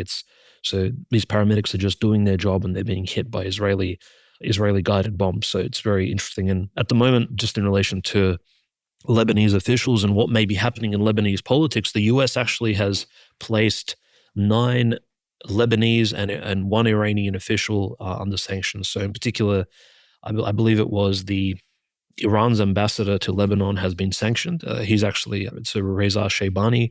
He's located in Beirut. He was actually put under sanction. And there's been members of Amal, obviously members of the Lebanese parliament, who's actually been sanctioned as well by the US, allegedly because of their connections to Hezbollah, and several Lebanese military and security figures as well. I'm not sure if this is a foreshadowing of something, but US sanctions are pretty hard hitting considering the US is still the dominant world economy. So, and normally, when the US sanctions you, it just sort of highlights your position as a patriot of your own country. It's not like you want to travel overseas or travel to Disneyland in Florida or something, and of course indulge in American culture. But it's still a sign that the eye of Sauron has been focusing on you. You have probably done something right. So, and I'm not sure if the Speaker of the Lebanese House himself is sanctioned, but definitely members of his movement, Amal, and other Lebanese military figures. So it's very interesting that the US at the moment, maybe because Joseph Aoun and his other fellow members of the cabinet are not cracking down on Hezbollah strongly enough, the US is trying to, sort of push the Lebanese economy, which is already quite weak, and push the Lebanese military structure into action. But I don't think forcing a country which was already indebted, which is already poor, by sanctioning them even further, or even key individuals in their whole political system, will kind of force them into action. I think they understand, the Lebanese government knows, going to war against Hezbollah internally for Lebanon will spell the death and the dissolution of the entire country. It will be worse than the civil war in the 1980s. The country will be fragmented. It will fall apart. Potentially, it'll make Syria look like an entree of sorts in a military fashion. No doubt, of course, the jihadis from just across the border from Syria will flow into Lebanon in order to support their Muslim brothers and the Ummah as the war sort of expands. So the Lebanese government, I think they will withstand these, isolated sniper sanctions, and they will, of course, continue to stand strong and sort of reinforcing their current position, which is, well, Hezbollah is not listening to us. We can't do anything about this situation at the moment. And we understand, Conrad, the only way to really bring peace to the borderlands between Israel and Lebanon is for the US government to apply enough pressure on Israel to actually have them stand down and back away. And that can only be done if the US leadership is reasonable. But at the moment, the kippah is on firmly tight. Of course, the hand is on the wall, the lips are on the wall itself as well. So the Talmudic prayer is ongoing, and there doesn't seem to be a single rational voice of reason within the US government, including, of course, now that Tulsi Gabbard as well has stepped down, to actually tell Trump to back away and to actually bring, no pun intended, peace to the Middle East. That doesn't seem to be on anybody's agenda. No, not at all. And the situation, of course, with negotiations in Lebanon, Hezbollah is just completely correct. From a strictly objective, political, realist perspective, put all ideology, put all disdain for Israel or anything that you have aside, Hezbollah is correct. The best chance of a ceasefire and lasting peace and possibility to integrate everybody into the Lebanese state without the ongoing Israeli intervention is for Iranian victory against Iran, Iranian victory against America, who will then demand that Israel withdraw from Lebanon and stop killing Shia there. And that is far more likely than some U.S. brokered negotiation between the Maronite Joseph Aoun and whatever weird Jew that the Israelis have chosen to negotiate on behalf of them. That's never going to go anywhere, because both sides, fundamentally, the goal they have is the elimination of Shia and other minorities that don't go along with Lebanon as this secular state that's going to be in favor of Israel. So objectively speaking, Hezbollah, their political calculus is much more accurate, which is why they can stand on 2 feet, and more people in the South are turning to them and they're realizing once again, the fact that they go through this every time, they realize that, the government that's willing to negotiate with the people that want us genocided actually doesn't deserve our respect as much as the actual people fighting against the Jews that are invading us. So more and more people on the ground in the south and across Lebanon are turning towards Hezbollah and turning against the government. The negotiations and we just want peace. And, it's all Iran's fault that Israel's invading us. Like, that's not true at all. They're genocidal, psychopath supremacists who need your arable land and the water table specifically from the Litani and other rivers in southern Lebanon. You can hear all of this in our interviews with former Lebanese Defense Minister Yaqub Saraf. So tune into that. Of course, the situation in Israel itself, one of the main reasons that they're desperate to get the U.S. back involved and they're never going to stop fighting in Lebanon is because the military censorship there is getting out of control. Israeli journalists are saying that they spend more time navigating the censorship laws than they actually spend covering stories, writing stories out in the field, doing anything. And that's because in the north, the damage Hezbollah has done is extensive, and there's still major sites across Israel that were damaged in the immediate aftermath of the start of the Purim War that are only recently now getting updated. And of course, satellite imagery over Israel is heavily blurred, even though certain laws and things were passed to say that they wouldn't be blurring Israel, but they're as blurred as physically possible without literally just censoring them on their behalf. We recently got satellite imagery, low res, thanks to the Kyle Bingaman Amendment, which is that amendment from the U.S. Congress that, again, allowed them to do all the censorship for Israeli satellite images. It's gathered by SOAR Atlas satellites, confirms IRGC missiles/drones hit the Israeli Ramat David Air Base south of Haifa, the Mishar base, and Camp Shimshon further east in March. Those were hit by Hezbollah.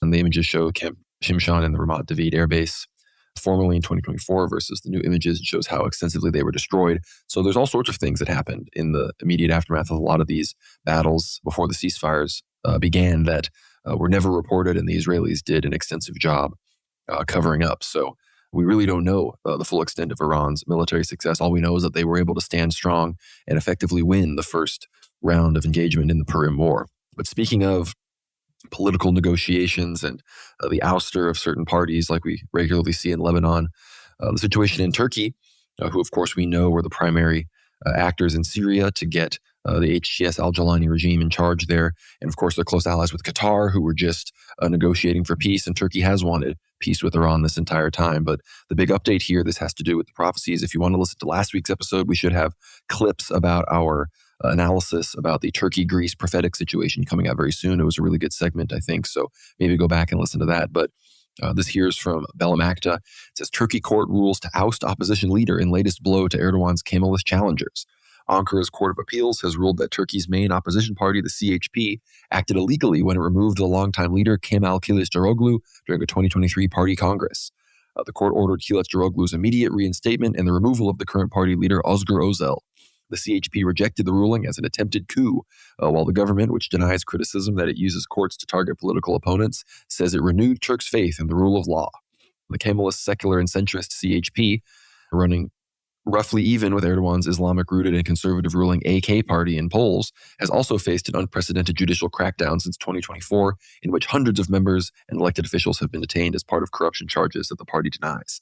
And of course, I've maintained for many years, but at least a year now since a lot of these crackdowns against the CHP have begun, that boiling up and that repression and that, again, the U.S. at any point could decide that Turkey is an enemy of democracy and sanction them and start targeting them with soft power based on this obvious crackdown on the major opposition party against Erdogan. The Israelis will likely start using this as well. But we have to remember Ekrem İmamoğlu, who is not the leader of the CHP, but is by far the most popular figure in the CHP, mayor of Istanbul. He was very likely to defeat Erdogan in any election that came forward. He was arrested by Turkish authorities on these supposed corruption charges. Özgür Özel is one of his allies, and now he's been replaced by Kemal Kılıçdaroğlu. And so many people, I was talking to David Erhan about this, he said Kılıçdaroğlu's recent tweets regarding all of this have, for example, 2,000 likes and 40,000 replies, completely shitting on him. So how do you defend against accusations of being controlled opposition when the party in power literally through messing with the courts, installs you as the leader of the opposition party? It's pretty hard to resist. But remember, Kılıçdaroğlu, he's been the opposition for so long. He's made it clear that if he was in power, they would move on Greece. In fact, they'd probably be more likely to move on Greece even than Erdogan is. But again, whether it's Kılıçdaroğlu who gets in power and Erdogan gets taken out, and perhaps the Turkish establishment ushers him into power because they view him as a less bad option than the others, or there's some kind of U.S., NATO, Israel, or just Israel-backed intervention that sees Ekrem İmamoğlu sprung from prison, and he sees him rocketed to the presidency of Turkey. And again, we're going to be having a show all about the Greek prophecies this coming week. Should be airing on Thursday. An episode all about the Greek prophecies with Christopher from the Holy Wisdom channel, YouTube channel. I know many of you are familiar with that. So we're going to be discussing all of that, but the supposed prophecies about Erdogan falling in June. So again, with all of that, with the Strait of Hormuz situation and Erdogan potentially falling in June, summer 2026 is gearing up to be one of the most intense, if not the most intense summer in the history of World War now. So before we move to Russia, Ukraine, Dimitri, and discuss the horrible, horrible terrorist Ukrainian bombing on the dormitory that was housing 86 children, we'll talk about how that relates to Shavat as well. But before we do that, I'd love your thoughts on this Turkey situation, as well as anything else in the Middle East that you think we haven't discussed.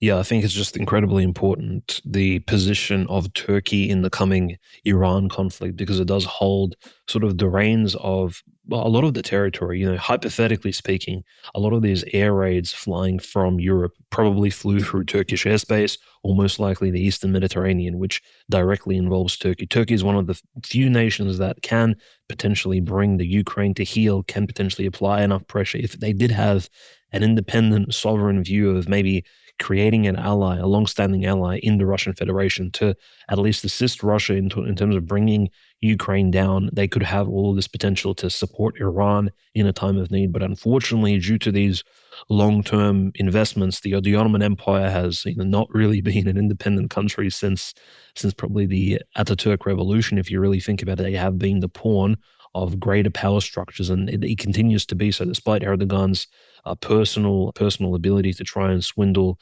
and try to push his own political agendas forward. I think, unfortunately, Turkey is just a major card in the deck of another player, and that other player is probably the Talmudic globalist at this point.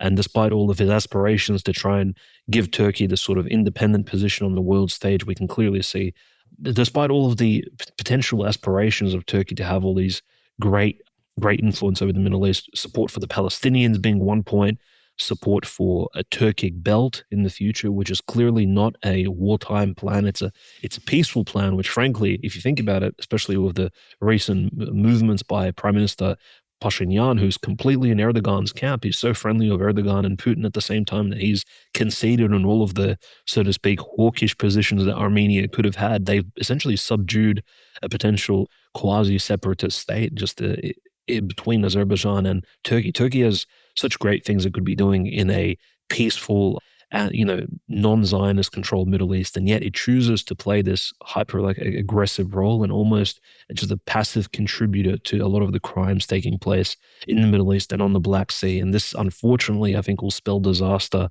just going into the long term, Conrad. So, my views at this point, as it stands, is that Turkey is just on this road trip, on this pathway, the highway towards disaster for its own people, for its own nation. And if the prophecies of St. Paisios are true, for potentially the entire Turkic ethnos, like this, in the entire culture of this almost 100 million strong country will be transformed by the incorrect decisions of their elites. And of course, just the general population going along with it, clearly being invested into this sort of faulty view of patriotism, whilst at the same time, sort of touting secular nationalism and playing around with this hyper-Islamic republicanism that is the Muslim Brotherhood, which has destroyed one of the only sort of reasonable countries in the Middle East that had, more or less free speech in terms of the JQ, the Jewish question, that is Bashar al-Assad, the family Syria, which that sovereign Syria that once existed for 40 to 50 years in the Middle East had, of course, some of the most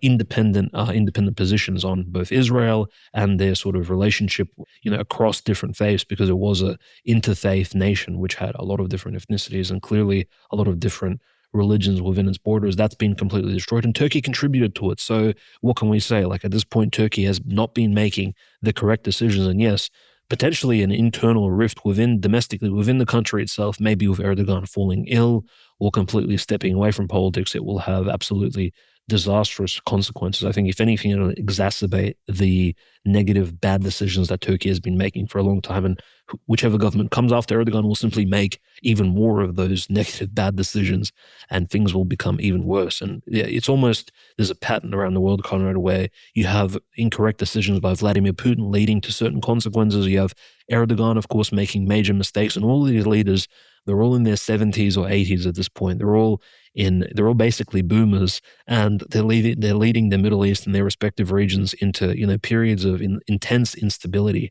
And I'm not going to say that, young people like Gen X, for example, Volodymyr Zelensky is any better either, but you just have to consider that, unfortunately, once these boomers do go into retirement or do leave their political positions, the situations will not simply improve or get better. If anything, the boomer mistakes will be haunting these parts of the world for a long time to come. So the boomer question, I think, remains well and truly undefeated, especially in geopolitics.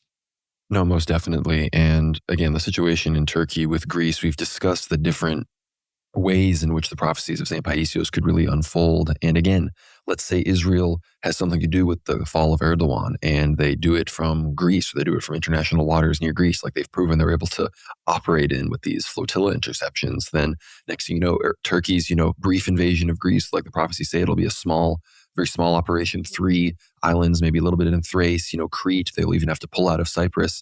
The Turks might be, quote unquote, in the right when it comes to that. But then, of course, next thing you know, if Erdogan is gone, the obvious shift towards NATO, towards the West, against resistance to Israel, I think will become clear. Again, within a few weeks or months, the Bosphorus and Dardanelles Straits could easily be closed, and that's when Russia will really need to step in, because assuming things escalate like they have been in Russia and Ukraine, the Russians are really going to have to take the gloves off, or else they're going to be facing a lot of domestic unhappiness. And that brings us to this recent Ukrainian drone attack on the dormitory and several other nearby buildings in Lugansk, near university student housing, the Lugansk city area. Children aged 14 to 18 were being housed there. Apparently 86 children were in the dormitories at the time of the attack. 4 confirmed deaths. I think it might be up to 6 confirmed deaths now, at least 35 injured. It's well up to, I think, more than that now. Putin has pledged a major response to this, but this is despicable. Again, Lugansk has been really not a huge war zone. I mean, in many ways, Belgorod and Bryansk had faced a lot more strikes than Lugansk has in the past months in some of these times, and it's been confirmed there were no military targets even close to this, let alone even in the vicinity. So clearly this was likely extremist terrorism. I don't think it was a mistake. Why would this suddenly have happened this late in the game if they had been making mistakes striking near Lugansk before? That's not what this seems to be. So a lot of very young students, it almost reminds you of the Iranian school bombing, the U.S. double tap that it did there. But of course, this is what the Jewish Ukrainian regime gets up to. And on Shavat, I don't think it's any coincidence.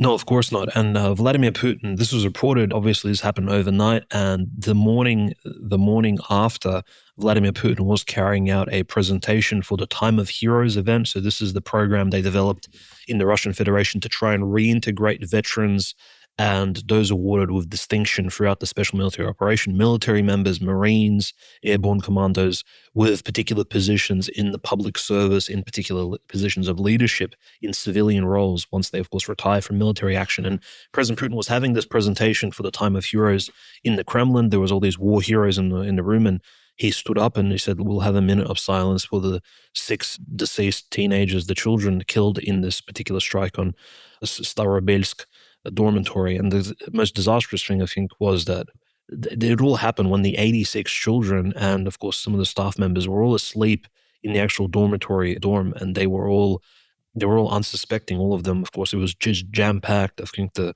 dormitory was full to the point where, none of these people ever suspected or had there's no defensive measures, obviously, around the dormitory, because there are no military bases around it. There are no anti-air defense launchers around that area of Lugansk, because Ukraine previously has not struck these particular several blocks of the city itself. So this was completely unexpected.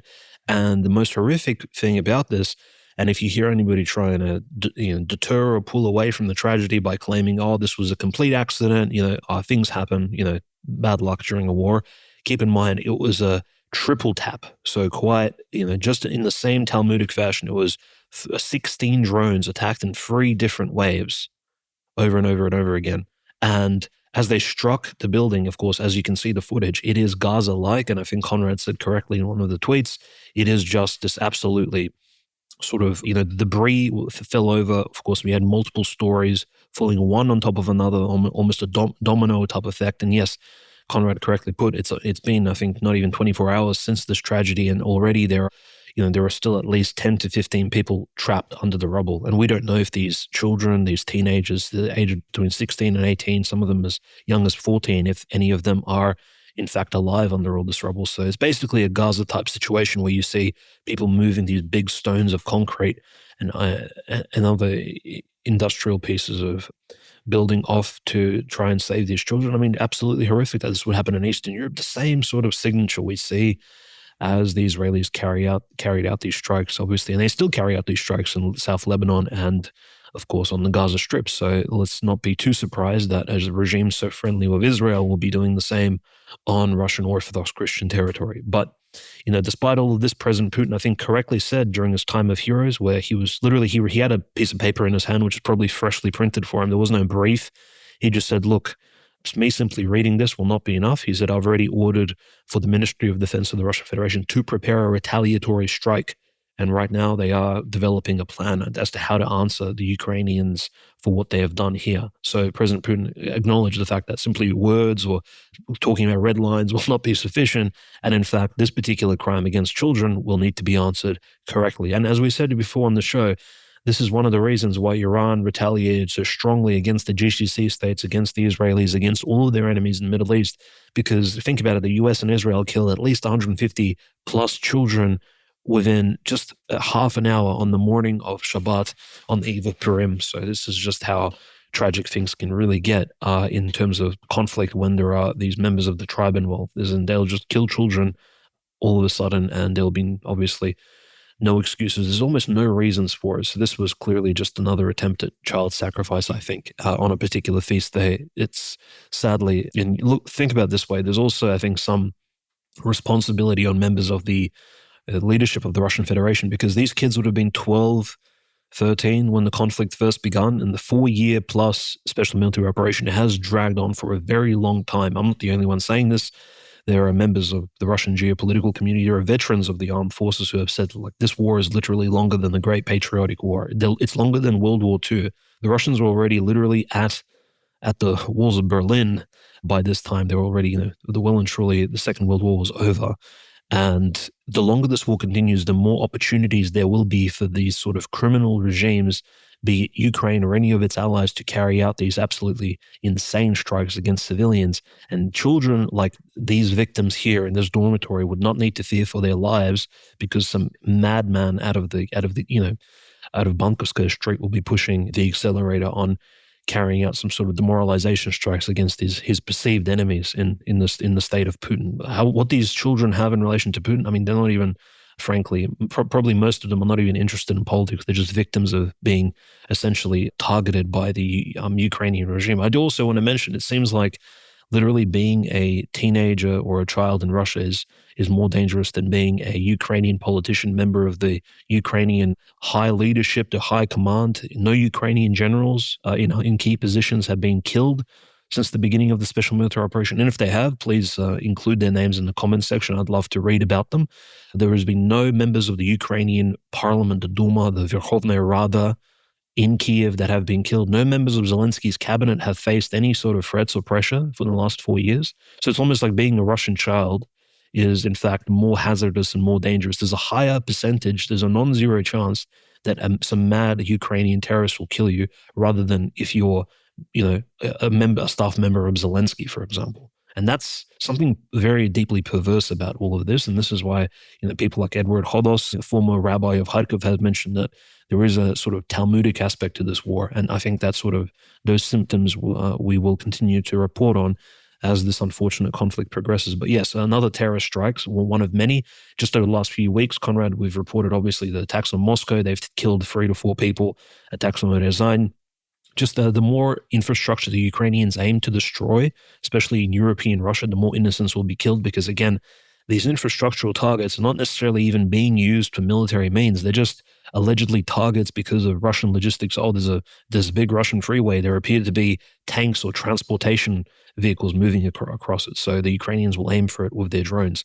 And just moving sort of to the front line, there's been absolutely, again, insane Ukrainian drone bombardment of massive, as I said before, massive freeways, highways, in particular, some of the roads that even Yukon traveled across. For example, the road from Donetsk to Mariupol, which you probably remember well. That road is at the moment is completely unsafe. Ukrainian drones are flying in from northwest, and they're targeting, fortunately, not specifically civilian vehicles and buses and things like that, but they're targeting any vehicles which appear in dark green or any sort of dark colors which appear to be military, obviously troop carriers, things like that. So that particular 4-lane, I believe it's a 4-lane highway between Donetsk and Mariupol on the Sea of Azov coast is being targeted. Also, of course, the road leading through Zaporozhye, Kherson, and Donetsk all the way to Crimea is at the moment very unsafe. In fact, I'm not sure, but the road may be closed just over this weekend as it's deemed sort of absolutely unsafe to travel on. The reason why the Ukrainians are carrying out these desperate strikes on massive highways and freeways is because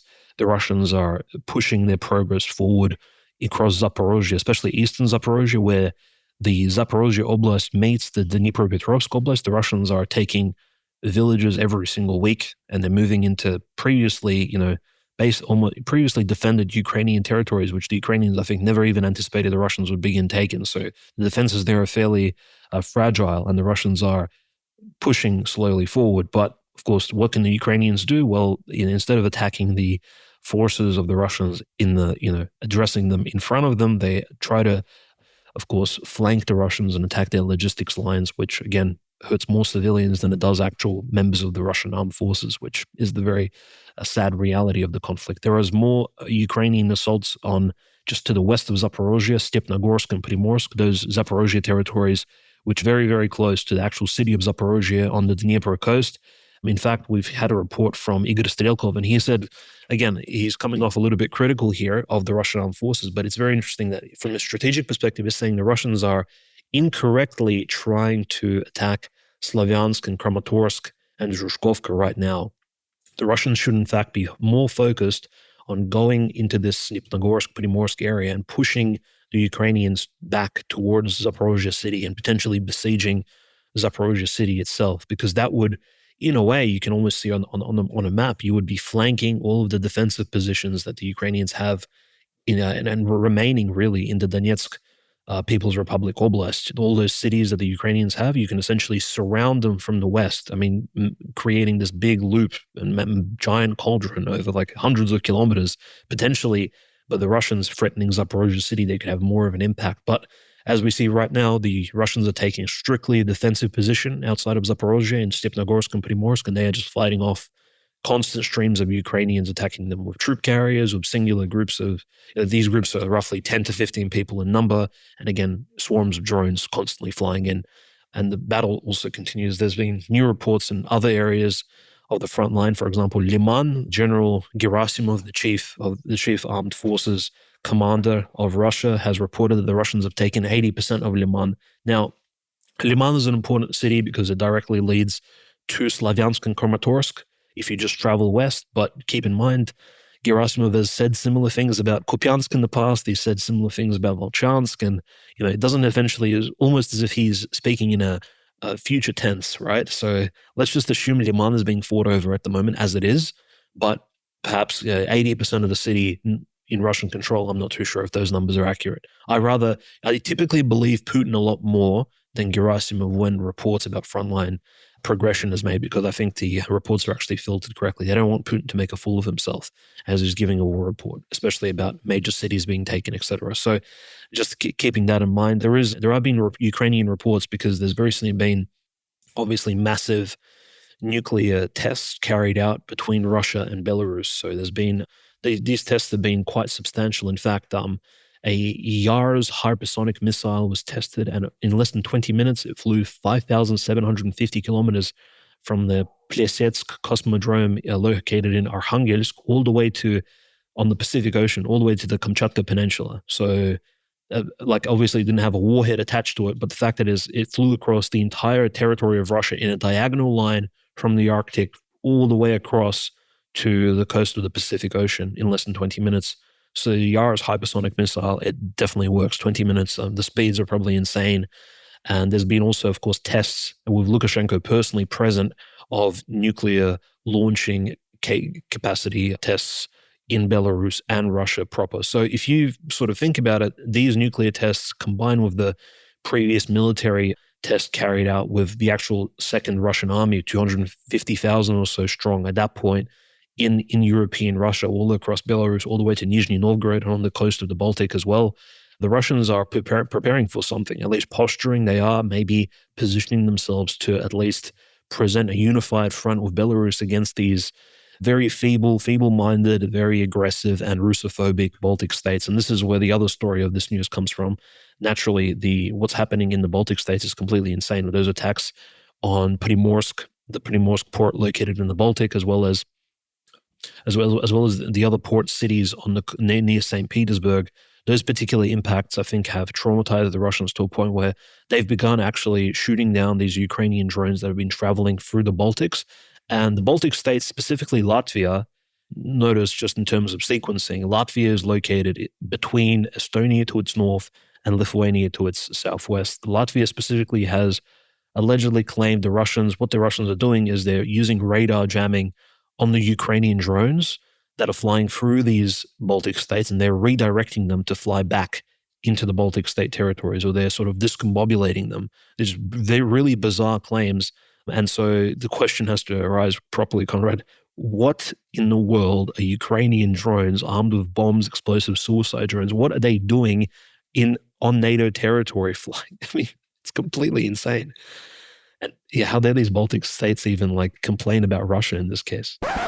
And it's me again, Conrad, coming at you from the future. We got news cooked on Russia, Ukraine too. Of course, as we predicted, there was going to be a response. Dmitry called it exactly. There would be an Oreshnik response to the Ukrainian strike on the students at their dormitory in Lugansk, which led to almost 10 students killed, 85, 86 plus injured, wounded, some very terribly. So, of course, the Russians were going to respond.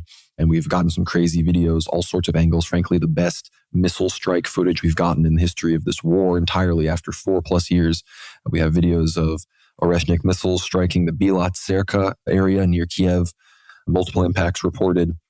Of course, as seen from published footages this time, Oreshnik deployed 6 submunition clusters, each carrying 6 kinetic rods for a total of 36 rods that would penetrate into the earth and cause widespread destruction on the Oreshnik landing site. Of course, these hypersonic missiles are effectively impossible to intercept, and I believe this is now officially the largest hypersonic missile strike in the history of actual warfare. No tests or anything like that. These were used in the field, and even beyond those initial 3 Oreshnik strikes, more attacks ensued. This is the largest attack on Kiev since the beginning of the war, potentially even outdoing the initial invasion in the first 2 weeks when Russia went into around Kiev.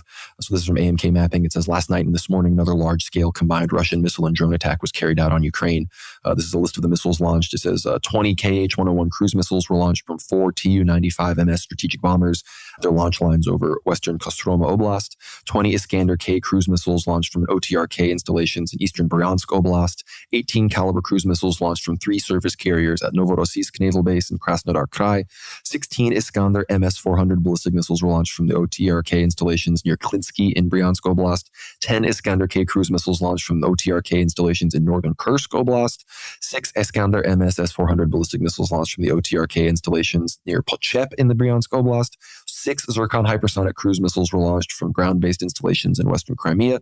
5 Kinjal hypersonic air ballistic missiles were launched from 5 MiG-31K fighters at their launch lines over eastern Tambov Oblast. 4 Iskander MS-S-400 ballistic missiles launched from OTRK installations in northern Kursk Oblast, as well as 2 more Iskander S-400 ballistic missiles launched from Voronezh, 2 more Iskanders launched from Crimea, and 2 more Oreshnik intermediate-range ballistic missiles launched from Kapustin Yar testing ground in Astrakhan Oblast.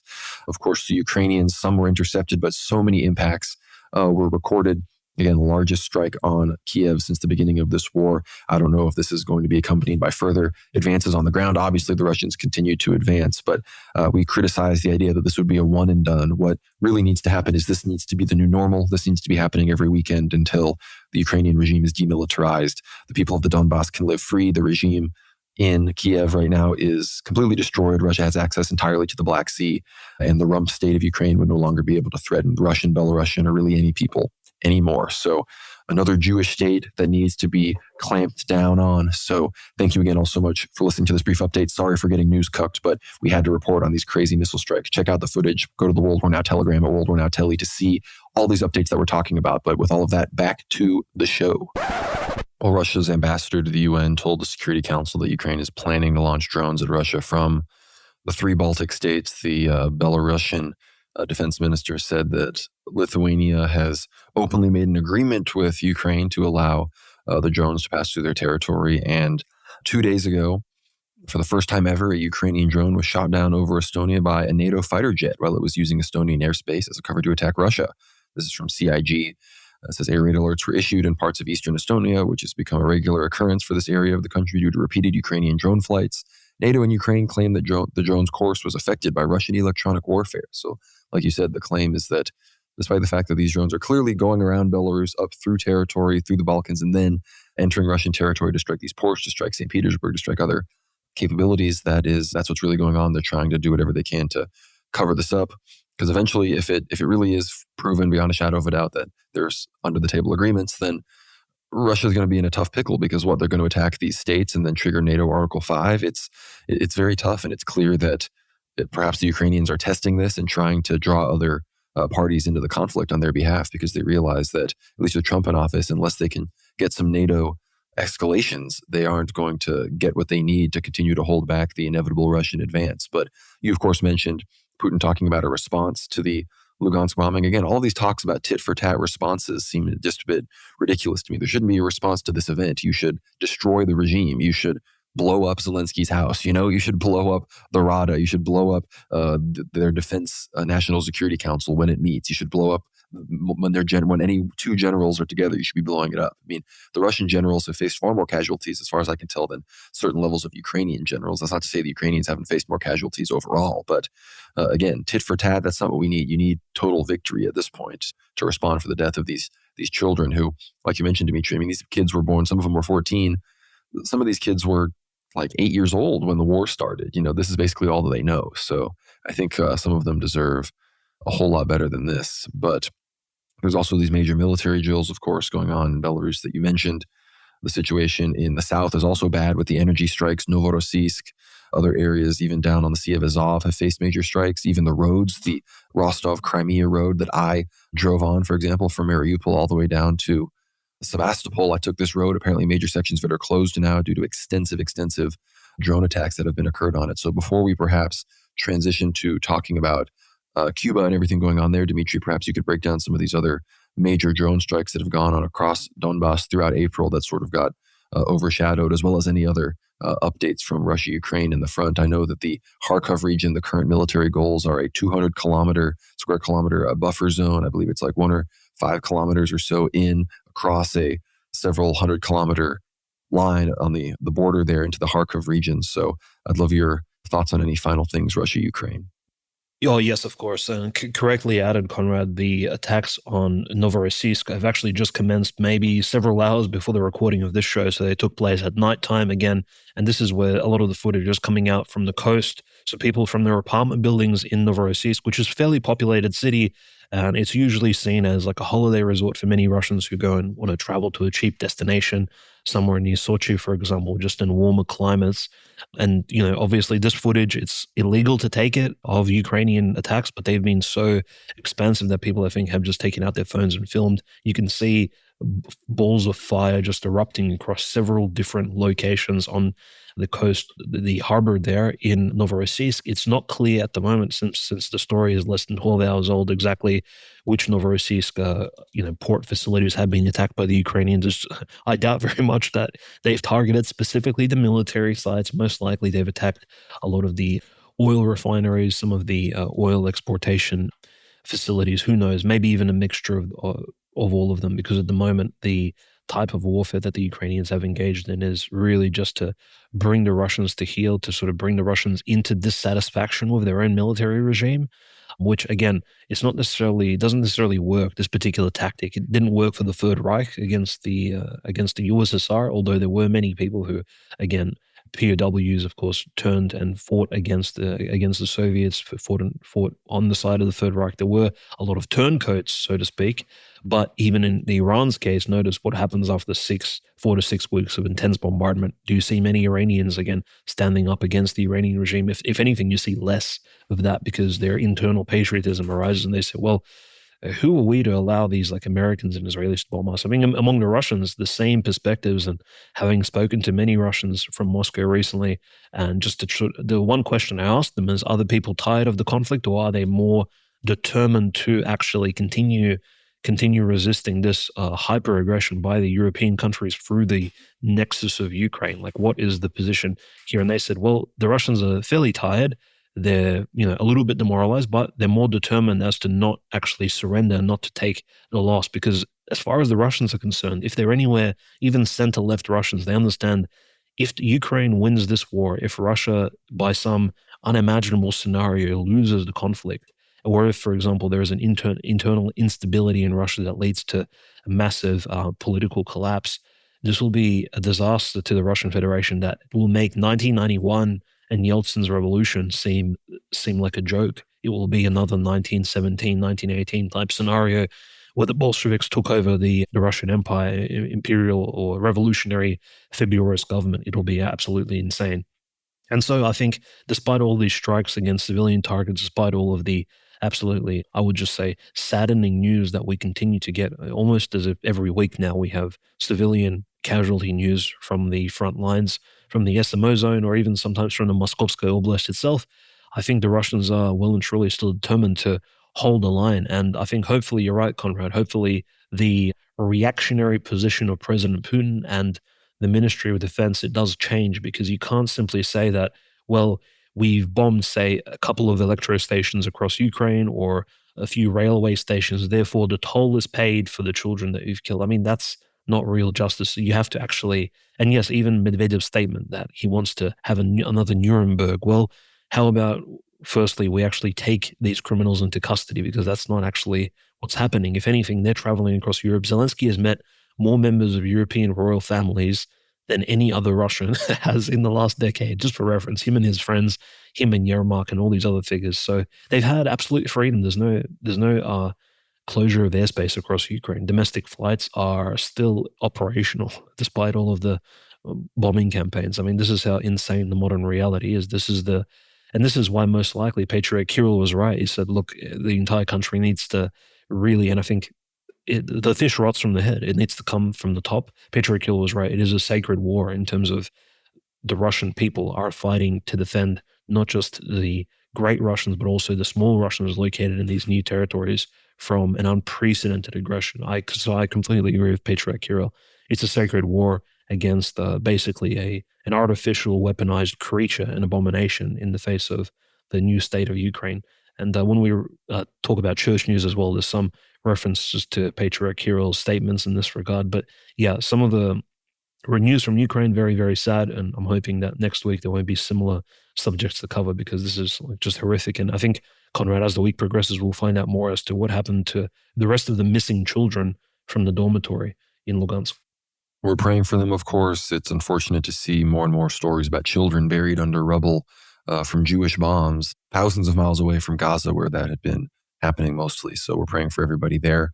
A bit of breaking news, not exactly breaking news, but more information has come out. We reported, of course, earlier in the show on the Qatari delegation flying very quickly back to Qatar from Tehran, escorted by that Iranian Air Force sortie.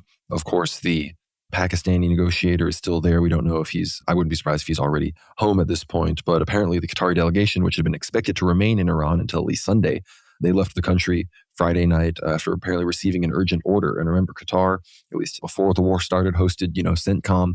I don't know how many CENTCOM operators are still at the major CENTCOM base in Qatar. I believe CENTCOM is mostly operating out of Israel, Jordan, and certain areas in Saudi Arabia as far as commanding the actual Operation Epic Fury war against Iran on behalf of Israel is concerned. So that's more and more signs that this is simply going to erupt very soon, and that unfortunately Dimitri and I might get news cucked. So maybe we'll be inserting an extra bit here, or we'll just be posting this as evidence of our predictions being accurate. But regardless, we have to move on to Cuba, of course, which is the other major World War III escalation point. America is talking about collapsing the regime there. Raul Castro has had arrest warrants issued for him in the United States. Lindsey Graham, Marco Rubio are openly talking about the fall of communism, how the system is collapsing. And of course, it's very bad. They have 22-hour rolling blackouts there.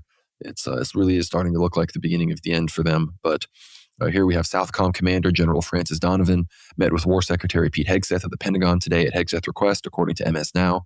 The meeting comes as the nuclear-powered USS Nimitz aircraft carrier, carrying roughly 90 aircraft and a crew of around 6,000, arrived in the Caribbean this week amid heightened tensions with Cuba, following the DOJ's announcement of criminal charges against Raul Castro, the CIA director's visit to Havana, and Axios reports on intelligent leaks on Cuban drones that Cuba labeled a fabrication designed to justify military aggression. And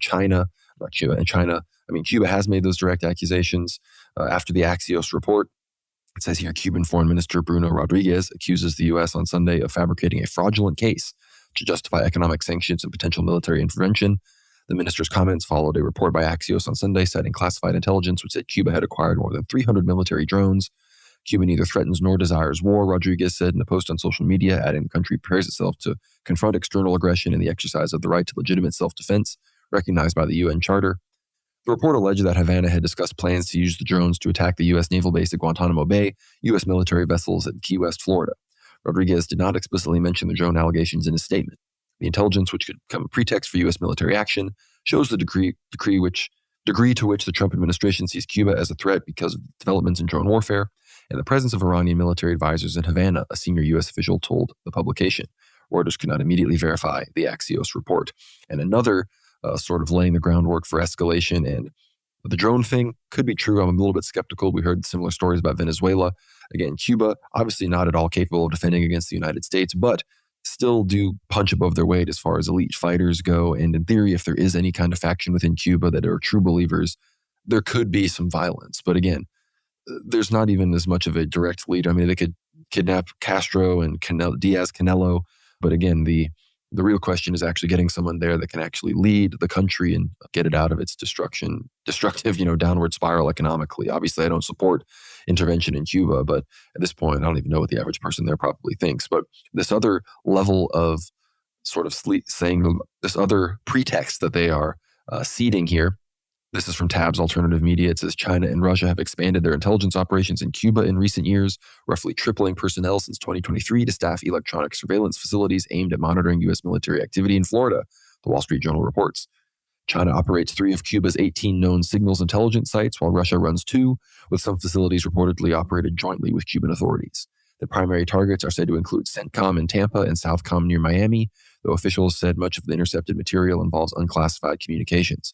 One senior U.S. official described the Cuba-based sites as among Beijing and Moscow's most important foreign listening posts and said further expansion is expected. The Trump administration has used the intelligence findings to justify increasing pressure on Cuba, including intensified surveillance efforts such as near-daily drone flights and repositioned spy satellites. So, between that and the Trump, Marco Rubio, Lindsey Graham, Hegseth comments against Cuba, we're seeing Triton drones regularly over Cuba. Again, the Nimitz aircraft carrier and the other ships along with it are right around there. Southcom is very much focused on this. Even some of the drug boat operations have been going on more near Cuba recently. So between that and the arrest warrants for Raul Castro, they're really tightening the screws. There was reportedly a huge pro-Castro rally near the U.S. Embassy, or the old U.S. Embassy in Cuba. Apparently they were all government workers bussed in there by Castro. I don't doubt that there is still obviously a bunch of support there for multipolarity and, anti-colonialism, but it is generally going to be one of the poorer countries in all of the Western Hemisphere. Most of the people have fled to America and Miami. Apparently the country is very brown now. Mostly people of African admixture remain. Most of the Europeans have fled. So it's not a good situation there. So we're watching Cuba closely. I'd love your thoughts on it, Dimitri, because there was those Russian deliveries of oil and that Russian nuclear sub went there, but it appears that was only a few ships worth of oil. It doesn't seem like a continuous flow.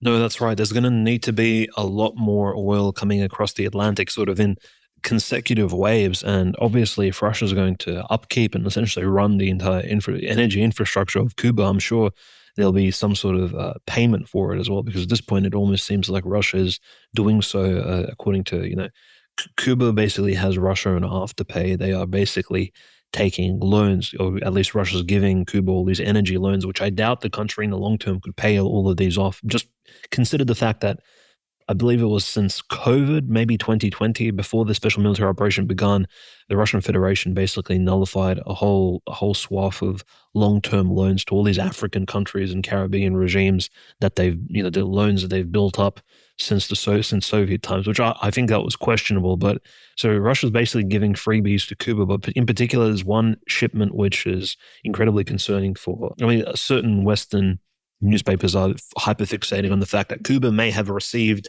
up to 300 drones since 2023. And just think about those numbers for a moment. We have obviously Israel, Hezbollah exchanging drone attacks at the moment. We have Russia, Ukraine possessing somewhere in the range of 1.5 to 2 million drones each. 300 drones just in the scope of things is really not that big of a scare. And in fact, you'd almost consider Cuba itself to be capable of producing 300 drones out of their own domestic, materials, out of their own military industrial complex, even if it even possesses one. But again, what sort of drones are they? Are they those Giran drones that can fly for long distances? Are they actually some of the FPV drones and more high-tech drones? Perhaps Russia did provide some of those because it just considered that those ships coming across the Atlantic from the Russian ports of St. Petersburg and Primorsk, etc., so through the Baltic Sea and then through the Atlantic along those routes, they actually haven't been checked by anyone. Those ships haven't been stopped. So all those ships arriving in the Caribbean Sea, they could have been carrying, let's just say, covert materials, for the Cuban military. Potentially, I'm not ruling that out. And there were claims prior to this, Conrad, that Venezuela was also receiving Chinese or Russian military goods in preparation for what then transpired into the Gerald R. Ford sitting outside of Caracas. And then, of course, the kidnapping of Maduro and the embarrassment, the betrayal of the entire Venezuelan elite regime. So yes, I do wonder, just all of these talks about Cuba sort of arming itself with Russian or Chinese military goods. I mean, how far do these stories go if the regime itself is maybe very poor and may not be as ideologically strong enough to withstand pressure from outside on the internal power circles of the country. There are, of course, there were similar claims about the Russian Federation in the past that just as soon as Russia would engage in a major conflict, there'd be an internal revolution. But what do we see now? We see both Russia and Iran sort of withstanding huge amounts of external pressure and yet not really faltering under that, despite claims of very, senior people and very sort of informed geopolitical analysts that, look, a similar thing that happened to Syria may happen to these countries too, where the country's leadership basically implodes and cannibalizes itself. Venezuela is an example of that actually happening and transpiring, massive internal betrayal and treason.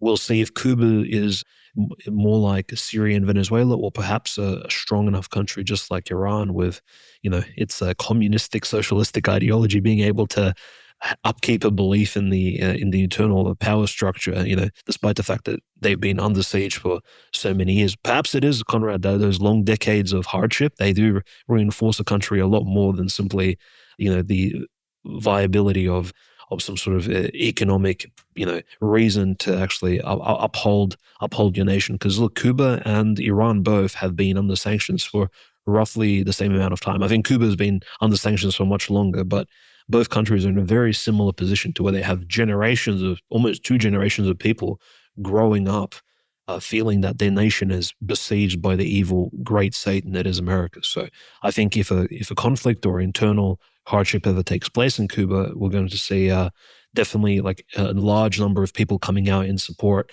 because they've simply been, for lack of a better term, conditioned to do so by nurture, by the environment in which, America has put them in. Now, the Cuba thing is, it is, again, very interesting because Trump has gotten us into this generational war in Iran. And then he's also, it's going like a disaster. So you almost think that maybe he thinks if he can solve the Cuba question, that he can, do the whole quick declaration of victory in Iran and then say, well, look, see, I've solved the Cuba question, the Venezuela question, and then do the quick pivot to Monroe Doctrine, all this other kind of stuff, which is what Marco Rubio wants to run for president on. That's why he's been distancing himself from Iran, putting that all on Pete Hegseth. And he's been very visible talking about Cuba, Venezuela, these much more popular operations that are going to take a lot less effort with much more weak regimes that don't have thousands and thousands of ballistic missiles that can strike Israel, which then angers the Jewish elite, yada, yada, yada. But moving quickly to Asia before we discuss a few other things, the Philippines apparently are in the news now because the U.S. is planning on replacing India with the Philippines in the Quad Strategic Partnership. This is from Foreign Policy. Apparently, the partnership began to fade due to India's poor commitments, including failing to meet U.S. demands and curbing illegal and sanctioned Russian oil. a deterioration of relations with Washington last year and failing to host the Quad 2025 summit. India's replacement with the Philippines is something the so-called realists at the Quincy Institute have long argued for. So again, it's I guess maybe a more effective way to confront China and their island chain and our strategy there. The Filipino president, Ferdinand Marcos Jr., has said that the Philippines would have no choice but to be involved in any kind of Taiwan conflict. And of course, I recently discussed the testing of those U.S. missiles, those really long-range ones that could strike China in the Philippines recently. So the Philippines is becoming our new major front against China. As we discussed last week, it seems that effectively the U.S. is being forced to walk back support for Taiwan. They fully rejected support for independence. And while Trump wouldn't explicitly say no, it's clear that they are, Biden and Trump both previously said, yes, we will defend Taiwan militarily. So the fact that Trump says he doesn't know shows that China is slowly but surely winning the reality of peaceful reunification with Taiwan there. So I'd love your thoughts on the Quad situation, Dimitri, with the Philippines and anything else going on in Asia before we talk about some things in America and Canada and then move on to church news.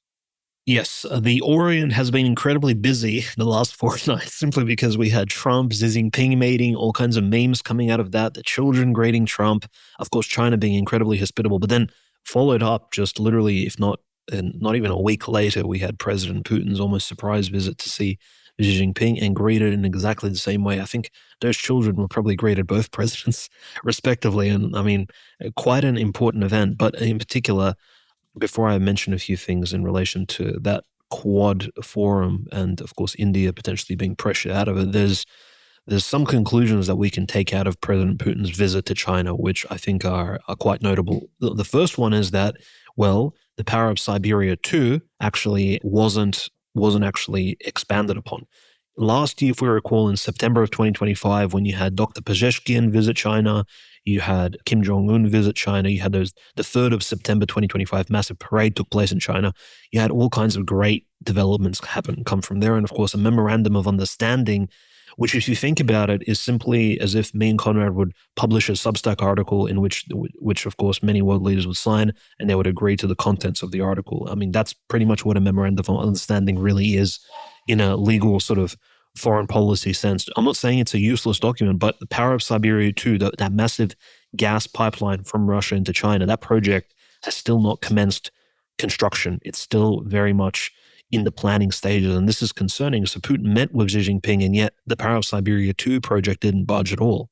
So I do wonder, was that because Trump maybe whispered a thing or two to his Chinese colleagues, or is it just President Putin simply doesn't have leverage to sort of force these particular issues onto Xi Jinping? Because if you recall, one of the main concerns of Xi Jinping was, well, the Power of Siberia 2 pipeline should probably not go through Mongolia because Mongolia is a Western allied state. So China was very much against it, whilst Russia was saying it'll be much more convenient and economical if the pipeline travels from Mongolia instead of like wrapping around it and wasting all these resources on trying to cause a route that, potentially circumvents the Mongolian plains. It just seems pointless because you can easily build it from Mongolia. And no doubt the Mongolian people will also benefit from that.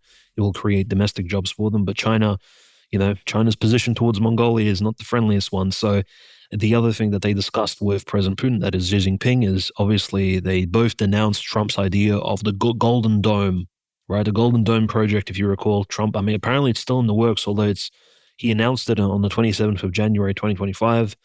He said that it's a $1.2 trillion project of essentially almost a Star Wars type project, creating a web of satellite-based defense, anti-air defense systems that will essentially, again, this is quite bizarre. So almost in the atmosphere of the whole world, there will be this floating, almost AI-controlled anti-missile robots that will work in a web-like structure enveloping the entire Earth, and somehow this is supposed to bring around world peace. I mean, this is the most globalist thing I've ever heard about. But Xi Jinping and Putin both denounced this stupid project, and they've said, "Look, we're never going to agree to this." Very similar to Trump's New START project, which President Putin called irresponsible. So any of these ideas that the U.S. needs to place some sort of missiles into international waters, into international territories, Russia and China agree this is not going to happen. And I think that's clear because if you look at the attacks on Iran at the moment, yeah, all these talks about U.S. being the peaceful arbitrator of world affairs are complete nonsense. But President Putin and Xi Jinping really didn't discuss too much, despite obviously they reinforced a lot of these trade trade agreements the two countries had. There was a big talk about education and student internships and international tertiary education programs that Russia and China both share. There are a lot of Chinese students, most of them, of course, from wealthy families, but also students that are high performing, traveling to Russia to study at major universities. There's a massive cultural exchange. I do have to sort of announce, of course, the unfortunate news coming out of Pakistan as well, that Pakistan is currently working to expand its visa program between Russia and Pakistan. So Pakistan is also trying to join into this, idea of, well, we from Asian countries and the Middle East want to begin traveling to Russia with no issues whatsoever. This is what the Saudis against the sign of Russia. I mean, very concerning in terms of Russian birth rates going down as they are right now. The Bureau of Statistics in Russia hasn't been producing any results for us over the last 2 years. It's completely top secret now as to what exactly is happening with Russian birth rates. And again, asking more Pakistanis and Chinese folks to travel to the Russian Federation does seem a little bit counter-patriotic, if you ask me. But so Putin's visit to China really did not amount to too much. It just sort of strengthened bilateral relations. There was a powerful photo shoot, and of course an agreement that they need to use the UN Security Council in order to promote peace around the world. There's no consolidated, shall we say, statement of force about Iran, about Israel, the Middle East. But obviously, both nations, in a way, denounced Ukraine's aggression against innocent people. But just keep in mind, China still supplies goods to Europe, and sometimes even directly it allows Ukraine to purchase, hardware parts by the Ukrainian government and other corporations which work within Ukraine. And then, of course, they assemble drones on Ukrainian territory. So it's like Ukraine is producing the drone parts in Ukraine proper. They're actually buying them from China and other places in Asia. So just keep in mind these sort of talks, they're not worth much. And it's quite unfortunate. I think the quadrilateral security dialogue, in some ways, it is a bit more natural for this agreement to somewhat be changed in the near future, given the ability of the Philippines. I mean, Philippines has been so loyal to the Americanized Pacific project of, trying to pressure China. And India, in fact, if anything, has been acting a lot friendlier towards the Chinese in recent years. So if anything, now that the attention is moving towards concerns over Taiwan, it's like the quadrilateral Pacific Treaty that the US is trying to push India away from, Conrad, and they're like, okay, which country can we include, besides South Korea? So Japan is a member, Australia is a member.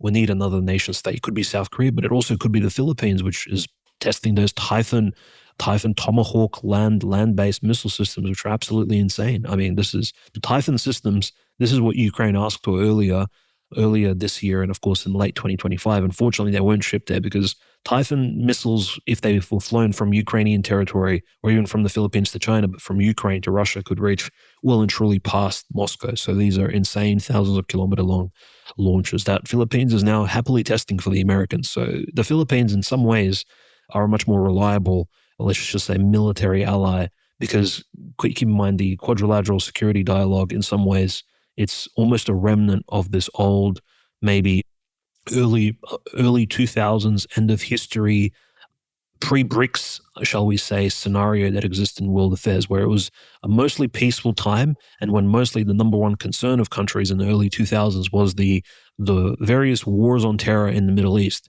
And now, well and truly, the world is becoming much more multipolar, and India is obviously trying to choose its own path, despite its unfortunate still bindings to various multilateral relations. And I think they're just trying to apply some pressure on India to stand up and retain its connection to America. It's being dragged back and being tugged at a leash. So we'll see if India is actually outed from this quadrilateral treaty, and if they are, I wonder who India will, close relation, bring itself in closer relations to. Will it sort of try to put more pressure on BRICS to expand into maybe a military sphere? Will India be one of the countries that forces this move? Or will, of course, India just continue down the line of being solely an economic regional power and not really force itself militarily around the world, considering the last year's 5-day war of Pakistan as well. So India not really interested in actually militarily expanding itself, but still looking to be this sort of peaceful economic partner of all of its neighbors. A very sort of Hindu Buddhist view of international affairs. A good way to tie that all up. Brief few updates on the Africa situation. Of course, the Ethiopia-Egypt rift continues to grow. Ethiopia is accusing Egypt of, working against Somaliland and everyone that's trying to get them access to the sea. Apparently, there was an Ethiopian drone operating over Khartoum. Ethiopia, I believe, might be getting involved on the side of the rapid support forces against the Sudanese junta, supported, of course, by Turkey, Egypt, the other Islamic countries, and the Oromo militia.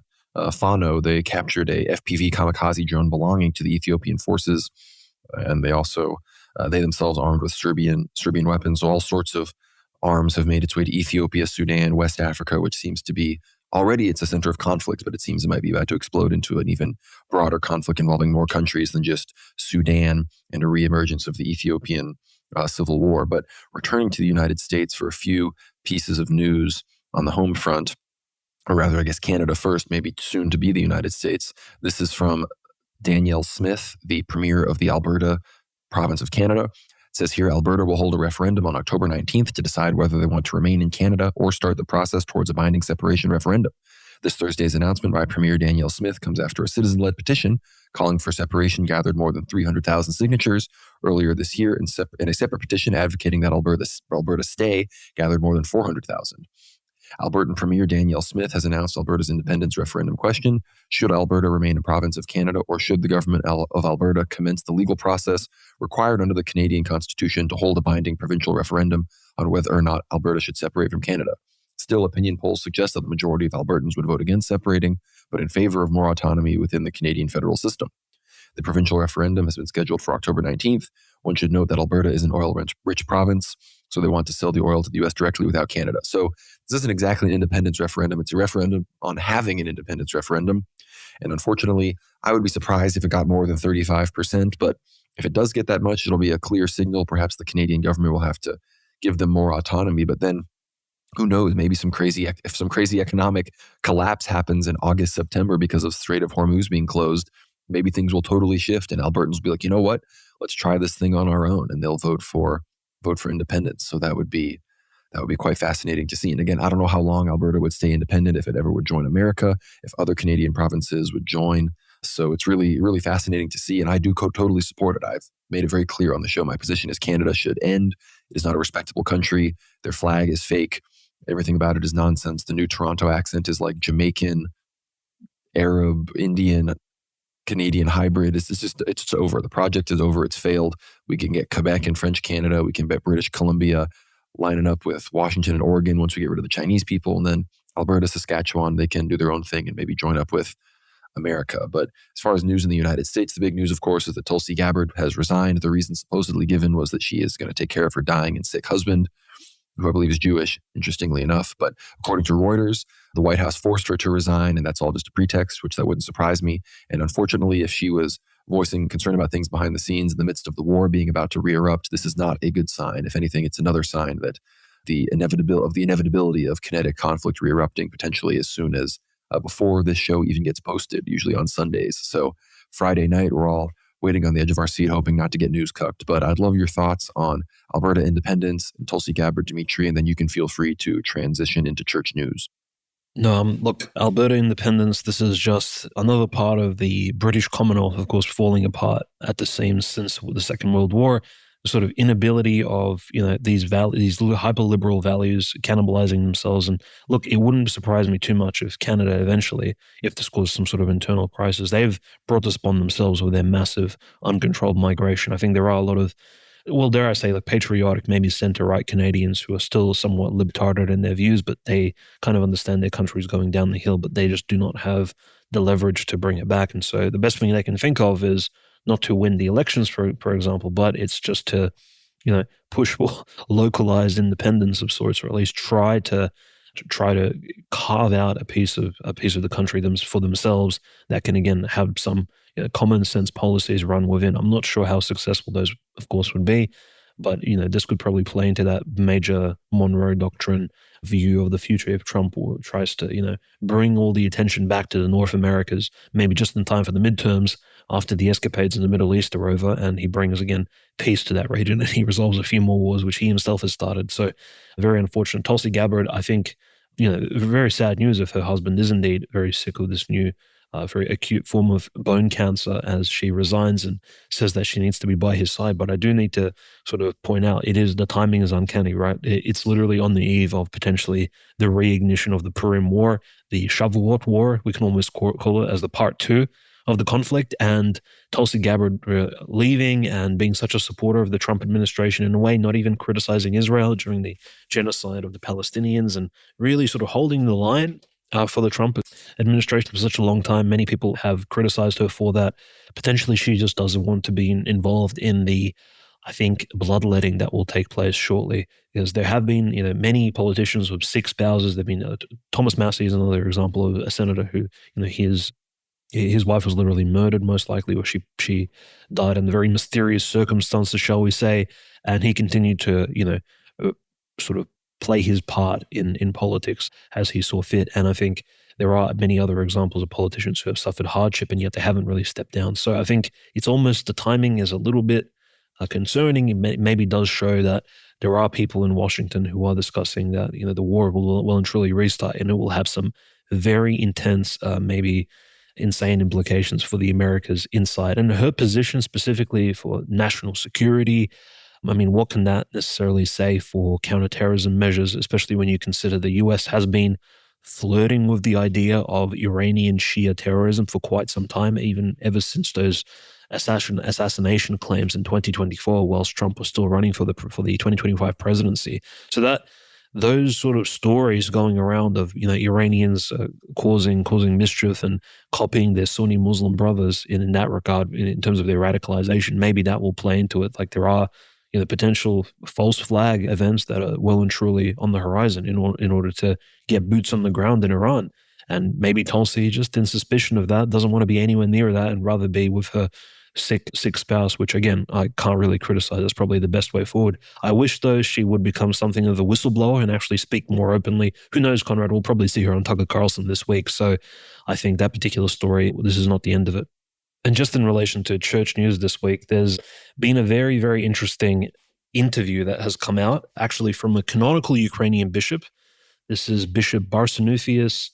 He's, of course, his diocese is located in Vinnytska and Barska diocese, just to the center west of Kiev. So it's not that far west to where we can say, he's located in a very Banderite-heavy zone. In fact, I think, if anything, his diocese is quite central to Ukraine. And he's quite a young bishop. I believe he's 52 years of age. So Bishop Barsanuphius has given a very explicit interview on Ukrainian television. He's, of course, interviewed by, I believe, a deacon or a seminarian, and they asked him all kinds of questions about Patriarch Kirill, for example, persecution in Ukraine, which, again, he almost kind of dodges that question. When the query came up about Patriarch Kirill and Patriarch Kirill's statement calling the special military operation a sacred or holy war, Bishop Barsanuphius, Metropolitan, actually, he calls it incorrect. He says Patriarch Kirill is entirely wrong. There are no Banderites and no neo-Nazis in Ukraine. He says the pretext of the special military operation is a false one.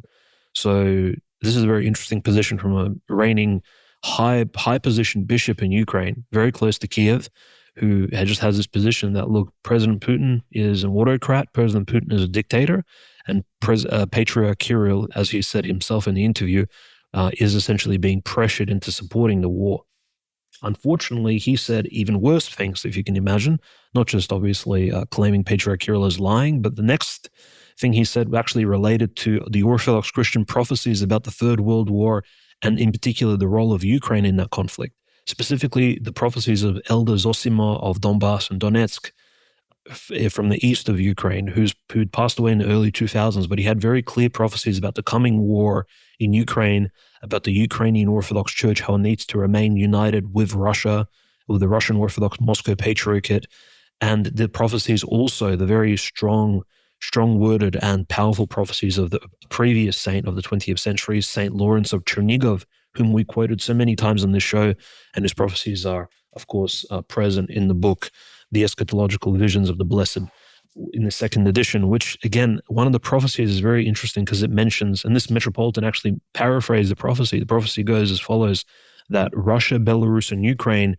just like the three persons of the Trinity, will be united together in the future and they will not be separated ever again. So the prophecy makes, in a way, an analogy, a comparison to the Holy Trinity, right? It's in a very, the prophecy is much longer than that, but it essentially speaks about this ecclesiological and sovereign unity of the three East Slavic peoples, the Great Russians, Small Russians, and the White Russians, which is completely fine and in line with church tradition, especially in Eastern Europe. And yet, Metropolitan Barsanuphius says, this prophecy is heresy. How dare you compare Russians, Ukrainians, and Belarusians to the Holy Trinity? He says Elder Lawrence was wrong. And he says Elder Zosima as well was wrong. And he says we shouldn't be trusting Orthodox Christian prophecies at all. There's no such thing as a prophet in Orthodox Christian tradition. This Metropolitan Barsanuphius is talking. So again, canonical bishop, he completely counter signals not just what we speak about on the show, but in particular the elders and the saints that have come out of the Ukrainian land recently, just because, well, the saints disagree with him. They disagree with the position that there are no Banderites. They disagree with the position that Ukraine is in an occupied state and there will be a spiritual crisis in Ukraine. And his only answer to it is not to actually address the prophecies of the saints, it's just to dismiss all of them, claim they're heretical, claim they're incorrect. And I mean, just because, look, there are no saints that agree with this sort of separatist, weird, autocephalous, Ukraine quasi-independent position of Metropolitan Barsanuphius. So he has to just, most likely if he had a chance, he would also maybe critique Elder Jonah of Odessa as well, one of the other recent Ukrainian small Russian saints. So that it's another very peculiar statement by a canonical bishop. It does show you, like, the longer the war progresses, the more cringe opinions we're going to hear from, very high-placed hierarchs, even in the canonical structure of the church. There was more unfortunate footage. There was from, in particular, the Cherkasy diocese. There was an Orthodox Christian funeral that took place there, and some of the Ukrainian military kidnappers, the conscriptors, were present at the funeral. They waited for the priest to finish the funerary rites, and then they kidnapped and arrested the priest.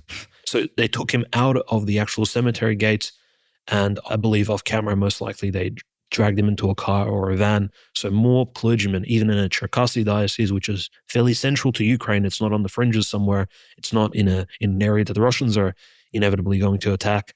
Even there, you do see this attacking of priests. And we also had, of course, an interesting statement by a very senior priest in the Russian church. He's considered the chief missionary priest. He was one of the priests that assisted the Moscow Patriarchate in constructing its exarchate in Africa, Archpriest Georgy George Maximov. And we spoke about him before on a few occasions. George Maximov openly said that, at the moment, the Ukrainian Orthodox Church is experiencing huge waves of persecution. And he said, not for us not to be concerned about any of these, sort of out-of-pocket claims, which are completely out of context, by Ukrainian bishops and clergymen about Ukraine being an independent autocephalous church. He says that's not the case. And he says that eventually the church itself will, rebuild, revive itself, and there won't be any rift between the Ukrainian and the great Russian hierarchs. So he almost had this message which was seemingly going to rejuvenate the view that Russians and Ukrainians are not in schism in any way, and there's nothing really to be worried about. And he said that, look, they're incorrect in Ukraine for claiming that they want this church autocephaly. And there are hierarchs, like we mentioned previously. Metropolitan Barsanuphius is clearly of that particular opinion. But he says all of this is because the war is so hot and heavy, and it presses upon these Ukrainian hierarchs that it almost forces them to make these concessionary statements to the public, which may throw certain faithful in Eastern Europe into confusion. He says not for us not to pay attention to that. And I think that's quite good. So a major archpriest of the Russian church, probably one of the chief missionary priests in all of Russia at this point, with a huge YouTube channel. I believe he has over 200,000 subscribers. He's clearly of the position that, look, despite all these strange claims, we shouldn't be too concerned. I think we more so we should be praying for the persecuted hierarchs and for those who make these statements rather than be angry about them, because they are under immense pressure from the terrorist Zelensky regime. No, it's true. And this from Ortho Christian, a Ukrainian court has sentenced another hierarch of the canonical UOC for speaking out in defense of the church. It says here, His Eminence Metropolitan Anthony of Makarov, vicar of the Kiev diocese, was found guilty, and Khmelnytsky for inciting religious hatred and restricting the rights of citizens on religious grounds, reports the UOJ. The court sentenced the 79-year-old bishop to 2 years imprisonment, which was replaced with a 2-year suspended sentence. He was also banned from holding leadership positions in religious administrations and dioceses for 2 years. The criminal case was triggered by a sermon that Metropolitan Anthony delivered on May 22nd, 2022 at the Holy Protection Cathedral in Khmelnytsky. In a video recording that appeared on social media, he called on parishioners not to stand aside if people far from the church came to seize churches. The bishop emotionally advised driving out those attempting seizures and defending the sacred sites that the community had built over the years. In court, Metropolitan Anthony didn't admit guilt, as he couldn't remember anymore exactly what he had said 4 years ago, but emphasized that he always called people to peace and harmony. The bishop apologized to those who he may have offended by his words. One of the prosecution witnesses was a former priest of the UOC who left the Orthodox Church to serve the OCU. Meanwhile, another witness, an assistant to the rector of the church, explained in court that the Metropolitan's words were aimed at protecting the church from criminals, not necessarily against believers of other denominations. So another bishop, a vicar of Kiev, persecuted a new confessor for the faith, arrested for simply saying that we shouldn't allow armed vagrants to come and seize our church property. But we did have a legal victory for the UOC. It says here the canonical UOC won another legal victory yesterday, May 19th, in a case concerning the state's unflagging attempts to destroy the church. The Cassation Administrative Court of Ukraine fully granted an appeal filed by the Kiev Metropolia of the UOC concerning how various aspects of the case will be heard. The ruling was announced by UOC lawyer Archpriest Nikita Chekman following the court session, reports the UOJ. The case stems from September 2025 when the State Service for Ethnopolitics and Freedom of Conscience filed a lawsuit seeking to dissolve the Kiev Metropolia of the UOC. In response, the Metropolia filed a counter-lawsuit with several demands, including recognition that actions taken by State Service head Viktor Yelensky were illegal and cancellation of an order approving a religious studies expert analysis of the UOC's charter. A lower court had separated the various claims in the counter-lawsuit into different proceedings, which would have forced the church to fight each issue in separate cases. The May 19th ruling overturned that decision, allowing the Metropolia to keep its legal strategy intact by pursuing all its arguments together in one unified case, rather than having them fragmented across multiple court proceedings. This follows an earlier ruling on April 6th when the Sixth Administrative Court of Appeal ruled that Yelensky's actions were illegal and canceled the order approving the 2023 analysis of the UOC charter that concluded that the UOC remains part of the Russian Church. The UOC's legal department emphasized that the court had found the expert analysis itself to be defective and lacking legal force. The legal proceedings are part of ongoing disputes over the status and the operations of the Ukrainian Orthodox Church. So, bad news, a little bit of good news. This is, good news in the sense that it's really just not bad news, and we still have bishops being arrested and people are being forcibly mobilized against their will all the time, so it's very unfortunate. But only other piece of church news I have was Warren John Farah, the founder of Eighth Day Books, which is an Orthodox Christian, just a bookstore with a huge Orthodox Christian section in Wichita, Kansas. He reposed in the Lord on the 20th of May at the age of 70. His funeral service was will be held on Tuesday, May 26th at St. George Antiochian Cathedral in Wichita. A lot of people are eulogizing him. My dad had been to the bookstore there, talked a lot about the books, how much he loved it. I'd been to demonstrations for Eighth Day Books, and I hope to make it to the bookstore at some point. But in general, everyone's saying how amazing Warren was as a guy. Here's a quote from him about how he viewed his bookstore as a ministry. He said, "I see my works as an extension of my baptism. As an Orthodox Christian, my faith is at the core of who I am, and my work reflects that." A lot of people talk about how he touched their lives, that he was a very special person, even a somewhat holy person. So pray for the reposed soul of John Farah, known in the world as Warren. And if you're in Wichita, visit Eighth Day Books. It's a very cool place. But with all of that, Dimitri, I'd love your thoughts on those final persecution stories, and feel free to finish us off here as we land the plane. No, very warm news, I think. And also it just puts into question that, look, I think there are still really genuine and probably fair members of the Ukrainian judiciary that they understand, look, when this regime falls, do we want to keep holding out positions as judges and as chief lawyers and counsel and attorneys in this particular system when, the Russians come in, or maybe Ukraine is divided into different principalities and fiefdoms?